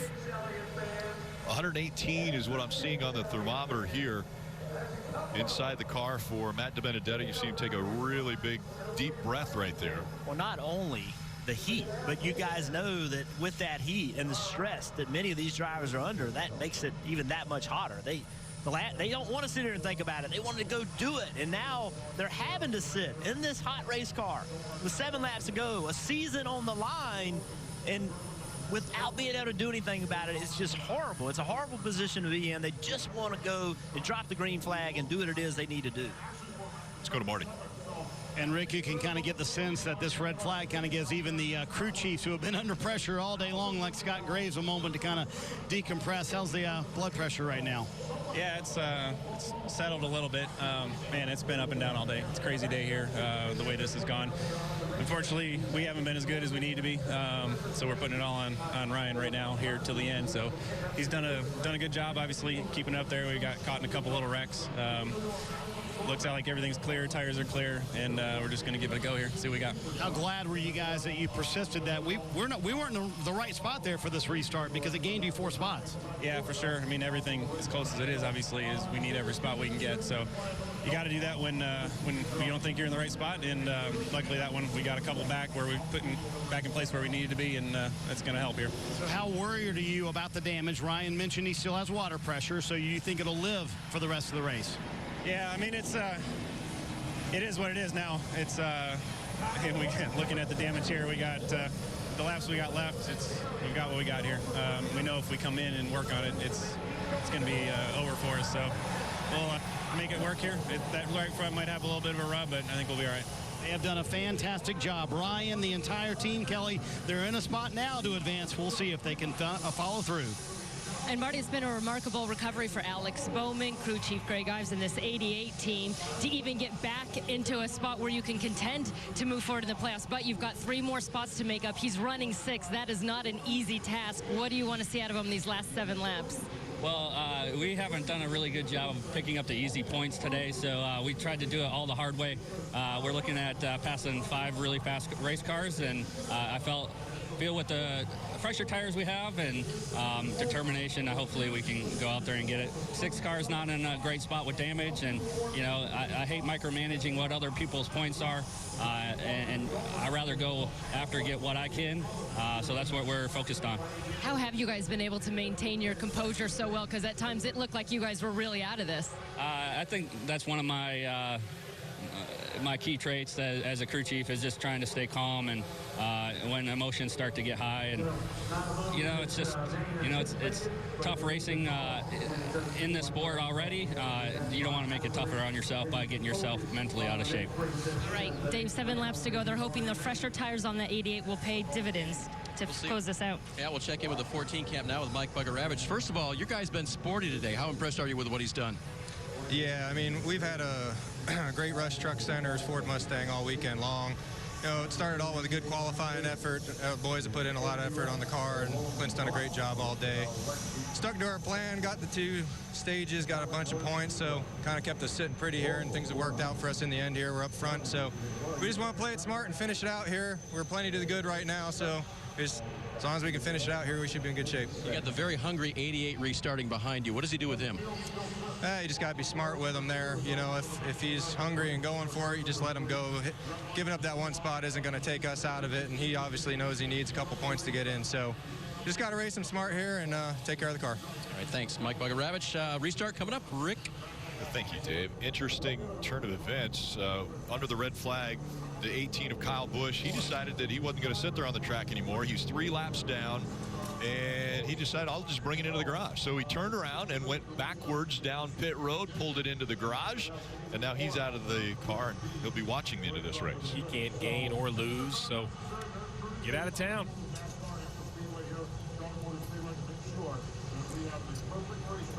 We talked about the hot day. Kyle Busch, he got out of his race car. Well, look how warm it is, 116 degrees now with no air movement in the 95, and the race leader, Kevin Harvick, trying to get a little bit of fluid from his drink, shakes it around. That sad feeling when there's nothing left in it. Well, be creative. Says, I think there's some ice in here. That would feel pretty good. So, hey, whatever it takes at this point to kind of get ready. Cool yourself down. It sounds silly. Driver comfort is not just to help their comfort. It's to help the improvement of the race car. A comfortable driver is going to do a better job. Marty. And there you see officials taking water bottles to the drivers who are on the racetrack under this red flag with 7 to go. Ryan Newman obviously fighting for his season in 2019, but says, I'm going to need some help after the race. Here's what he told the team a moment ago on the radio. Guess I ran out of water today. Need a whole bunch of ice water, and I need a whole bunch to cool my body off after I get out of this car. Jeff, when you sit under a red flag like this, I mean, it's almost worse as a driver, right? All that heat just kind of billows up in the car. There's no air moving in the car, and Ryan Newman certainly feeling that right now. He's been battling for the playoffs all afternoon long, but you feel it a lot more when you sit under a red flag like this. And nothing to take your mind off of it, Marty. That's the thing. When you're driving a race car, you get into that rhythm, and it's competition. But when you're just sitting there, it's, you're sitting in that car that's that hot. We just showed the thermometer how hot it is inside those race cars, and there's nothing to take your mind off of it. You just cannot find a way to get away from it. Coming up on 6 o'clock here on the East Coast. And a reminder, we will hear from race winner. And then on NBC, it'll be local news except on the West Coast. They're firing the engines back up. Post-race coverage, interviews with playoff drivers. That'll be on NBCSN as well as Victory Lap. We will give you all the information of what has taken place in the elimination race. Round 1, only 12 drivers advance. You said it the best, the elimination race. There's been 2 other races where you could have got a position, could have got a point. Dale, you brought up the 88's mistake that put him behind. Missed those easy points, as Greg Ives just mentioned. No easy stage points. They're trying to do it the hard way. Well, now, 6th for Bowman. Can he find a way to go up and maybe even win the race, the guaranteed way through? We've seen crazier things happen here at the Roval. It's been a wild one. Bowman hits some issues, obviously having to go to the back of the field, put him in this position, and locked up the rear brakes, getting into that chicane, and spun out. And look at all these guys, all these playoff drivers on this restart. A lot of them collecting each other, have damage. Alex Bowman again, one of those guys with trouble. Eric Jones, that ended his playoff opportunities.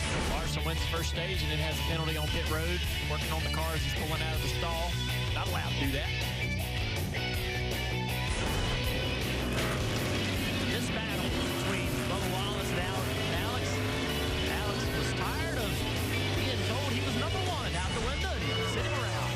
Ryan Blaney hit the wall, broke rear end. Mount in the car. And road to make some of those repairs and get that fixed. Very good job by the team to do that. Chase Elliott, as the leader, drives in too deep into turn one, nose first into the barriers. We thought his day was over. He's running third, by the way, now. And Brian Newman's been the show. Not on purpose. Got a couple wrecks here. He really used up that race car. Looks like he's been at Martinsville. Here's another issue. Getting in the back of the 47, trying to avoid this crash. He's still in it. Still in one piece, trying to figure out how to get that 6 car closer to the front. How about this, guys? You know, is that rain? It is. Oh, wow. Boy. I mean, yeah, a little bit north of here, there is rain and a rainbow. But the sun's still shining here on the Roval. You mentioned the issues that Ryan Newman has been in today and still in it. Yeah, 3 points to the good. He is 3 points above the cutoff line. That red flag took 8 minutes, 22 seconds as they come up. Now we're getting ready for the restart. It will be 6 laps to go. Want to listen in to Alex Bowman's communications. Everybody's aware of our situation, so we just got to go get as many spots as we possibly can. That's all we can do. You know, the 24's got to maintain as well. He's only a couple up, and yeah, 9 has a fast enough car to go win. So it's on us. We always want it, right? So not only is it on you, what happens when rain gets in the area and you got to make something happen right now?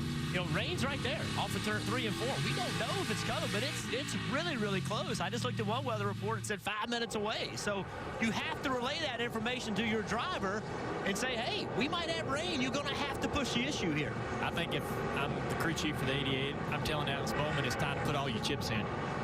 Second ain't going to do it. Yep. And these last few restarts, he's not been able to really gain any positions. Restarts 6th again. He's got to make something happen if he wants to go into the next round of the playoffs. When something happens, it means win the race. You got to win the race. We're about to see how aggressive Alex Bowman will get. What will Clint Boyer do? He's running up here as well. Harvick, Martin Truex Jr. Green flag back in the air.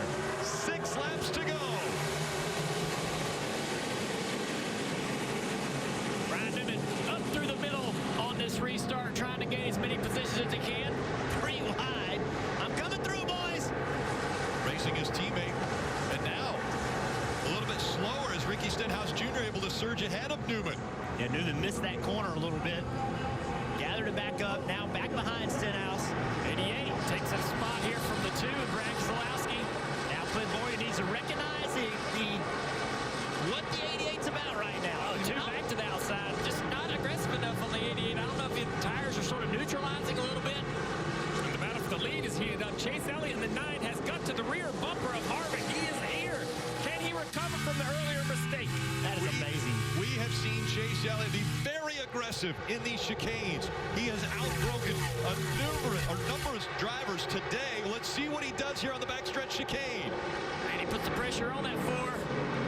Well, then look who's in 4th. The 88 of Alex Bowman. No one can use the win more. The 9's all over the 4. Chase Elliott to the outside. To the outside. This will be the inside of the chicane coming up. What a move by the 9 car. He's going to take the lead. For the race lead, Chase Elliott. Does he get it? Through the chicane he goes. Chase Elliott's up front. 5 laps to go. That is amazing. Chase Elliott in the wall on a restart. Now driven back to the lead. Here comes Truex fighting for second. Bowman's going to make it 3 wide. Got to do it. Got to make it work. Alex Bowman showing right there. That pass got him 2 points behind. Bowman running in the 3rd position. Yeah, Bowman's got to get aggressive. He's got to run here. Oh, he's got to dive down in there. You got to take it. You can't worry about the forced feelings here. You know you're going to upset him, but you got to race for the win. Can he beat him off the corner? Should have a lot of momentum on corner exit. There you go. Got that spot. That's a position and a point. 1 point now separating for that playoff position. Like I said, he has to win this race. Now, can he catch the 9 car that's been the fastest car on the racetrack? And that's how far it is in front for Alex Bowman as he dives into that backstretch chicane. Closing the gap on the 9 of Chase Elliott. Well, look at the bottom of your screen. Ryan Newman, he's trying to pass positions, but the 10 of Eric Almirola has got to his rear bumper. Now he's to his outside. Ryan Newman trying to manage both positions. Newman runs them up the racetrack side by side. They'll go into the front stretch chicane. And that's a preferred position to be on his right as they go into this front stretch chicane. Let's see what Newman does with it. Wow. These guys, oh, the 10 has to be aggressive. Contact made twice as they go through that chicane. Look at that. 1 point. The 6 car is 1 point to the good right now. And Almirola has a lot of ground he's got to make up. Yeah, he's got to get by Newman and then some. But Newman can't give up a position because that would put him in a tie. And where Bowman is running, that would be the tiebreaker. Oh, big slice. Since Bowman is running right now in second, that would be the highest finishing position in this round if it were a tie. Marty. And remember, Eric Almirola has much fresher tires than Ryan Newman. Now, they may have equalized a little bit with that red flag, but Almirola feels like they can get past Newman, and that would put Newman into a tie situation, as you guys mentioned with the 88. A little bit of smoke up there in front of him. Yeah. A beat-up race car. Like the 48, maybe. Matt Benedetto or Jimmy Johnson. The chicane brings the 10 of Eric Almirola right back to the bumper. Oh, but a mistake by the 10. Loses some ground on corner exit. He was right to the bumper. We're coming to 3 to go, and he's got to pick up spots now. He needs 8 positions. Just going to be impossible to do without some sort of major incident. 1.5 seconds separating 1 and 2, under 3 laps to go. This was that mistake by the 10 of Eric Almirola. Hit the wall there?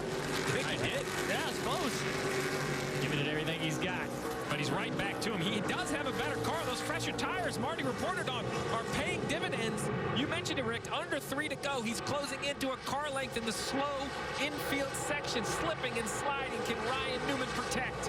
The front ends look the same. It looks like Eric Almirola has gotten into the back of another car as well. So the 10 and the 6 front ends look the same. The 6 cannot let anyone pass him. Yeah, Bowman cannot catch the leader. Still a second and a half back, but their team is watching this battle right here, hoping that the 10 can get by this 6 car. Bowman a second and a half behind that leader you mentioned. But how about the 9 and the 88? Both a second faster than everyone in the field. But it might be too late for the 88. I think his hopes land in the hands of Eric Almirola. And can he pass Ryan Newman? That's the battle for the transfer spot. Oh, he smokes the tires. Does he miss it? Chicane. He missed the chicane. He's going to have to stop. He absolutely missed it. It looked like all 4 tires missed the red and white. We'll see what NASCAR has to say. What does Newman do? Does he decide to stop or put it in the hands of NASCAR?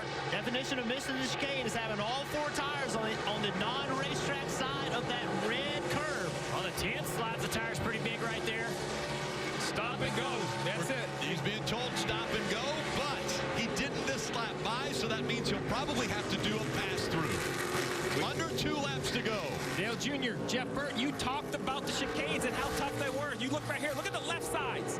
Clearly inside the white and red curbing. That is the definition, as you just said, of missing the chicane. A huge mistake from Ryan Newman. Just pushing so hard. The 6 are going to have to serve a pass-through penalty right here. All right, so that takes the 6 out of it. All right, Now the 10 car. Yes. The 10 car is the car we need to pay attention to. He's 6 behind the 88. Can he get 6 spots in the last 2 laps? And does the 88 not make a mistake and stay up there in second? 88, he has such a lead on the car behind him. There's just no need for him to make a mistake right here. So but does he know? You know. Yeah, I think if you're the crew chief or spotter for that 88, you tell him, look, if you can't catch the leader, just don't miss a chicane. Cannot make a mistake. You're in a good spot here. Once the 6 serves his penalty, you're going to be in good shape. And I am surprised by the inability of this 10 car to make up this ground with these new tires. I really anticipated the speed to come back to this 10. He's had it all day. White flag has been displayed for the 9 of Chase Elliott. Oh, that's Under right. left to go, a big crash. Big crash.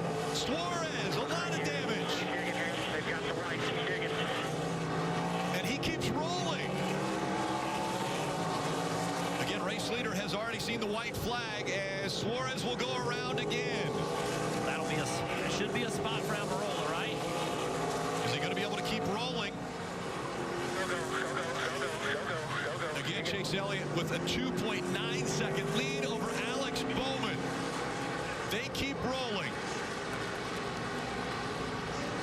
Now Chase Elliott back up onto the mile and a half. Goes into turn one here at Charlotte Motor Speedway. What a recovery, Rick. Lap 65, the 9 goes straight into the barriers. The team tapes up the hood. No gimmicks, no strategy. He drives all the way through the field, passing every car on the racetrack to take the lead in the closing lap. And Steve, I'm going to tell everybody listening, during the commercial break, you looked over here and said, Chase Elliott still wins this race. And we all said you were crazy. You were right. That car looks so good through traffic, Rick. Chase Elliott out of turn 4. He'll make the last chicane. And Chase Elliott put on a dominating performance today. He'll win at the Charlotte Roval.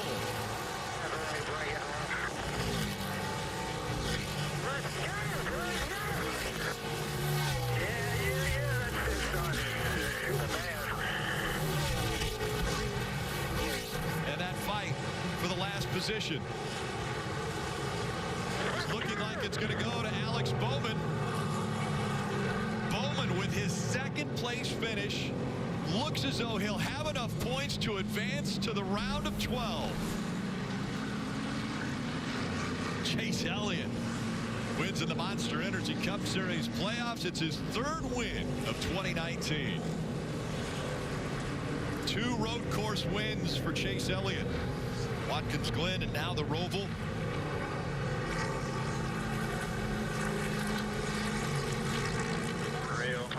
What a car. Thank you, guys. Steve, you walked us through it. What a day it was for Chase Elliott. Made the comment on the restart. That's my fault. It was a mistake. I ran right into the turn 1 barrier. We're going to hear from Chase Elliott, but again, a reminder, coming up next, it'll be local news, except on the West Coast here on NBC. Then for post-race coverage, including interviews with the playoff drivers, will be on NBCSN, as well as that's where you'll hear Victory Lap. We're watching that battle of the drivers trying to make the playoffs, next round of the playoffs. And when you're watching these races and you think that a bad pit stop doesn't matter or that a bad restart doesn't matter, these things are decided by 1 or 2 positions. It's crazy how tight it is, and it's why the pressure is so high right now in this sport, because 1 point, 2 points can make the difference between the opportunity to move on and have a shot to win a championship or not. And impressive as the run was for Chase Elliott today, and it was impressive. I have to hand it to Ryan Newman. I didn't think this team had anything for the playoffs. They showed up. They fell a little short today, but Richmond, they were good. They had speed that they hadn't had all year long, but that's it. There's the unofficial 12, the reset totals. Kyle Busch, Truex, Hamlin up at top with all those points, but Chase Elliott gets a little bit more with today's win. Alex Bowman, think about that. Alex Bowman, you said it. Junior, you said it. We counted him out with all those early troubles, but think about this moving to the next round. Dover, Talladega, Kansas. He was second in all 3 of those races earlier this year. So Alex Bowman is going to racetracks he's been very successful on. And remember, win and you advance. He might be low in points.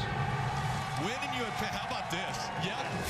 That's a good speed. Better once. Perfect place to do your burnout. Right where you crashed earlier on a restart. He'll burn it down. This victory fueled by Sunoco. Fuel your best. Well, if you can't laugh at yourself, look at that. He's out of the car. And there goes the car. All right. And it's going to hit the inside wall. Well, it has enough damage already. It's going to be fine. Oh, my goodness. Remember why he did it. Why did he do it there? Because he was leading the race on the restart and did this.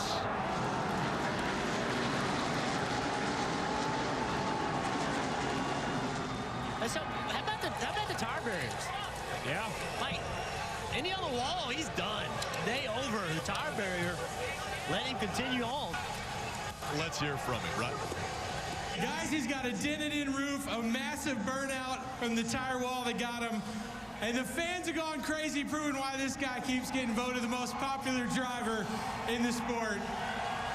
Chase, that restart, the tires got up on you. You never checked up. Congratulations. How did you do that? Holy moly. Did y'all like that? Oh my gosh. What a mistake. Holy moly, you talk about messing something up right here. Don't do that. What a day. Such a fast Napa Camaro, ZL1, and honestly, that was the only reason we were able to get back in it. I pretty well blew it and got the cautions at the right time and brought it home. Thank you, guys. Y'all made a hell of a lot of noise right there. Chase Elliott, your winner here at Charlotte. Congratulations. What a performance. Remember, continued post-race coverage from Charlotte is next on NBCSN. Coming up on NBC, local news except on the West Coast. And later, Sunday Night Football. Get Cowboys and the Saints coverage starting with Football Night in America at 7 p.m. Eastern. Chase Elliott, third win of the season, wins here at the Roval.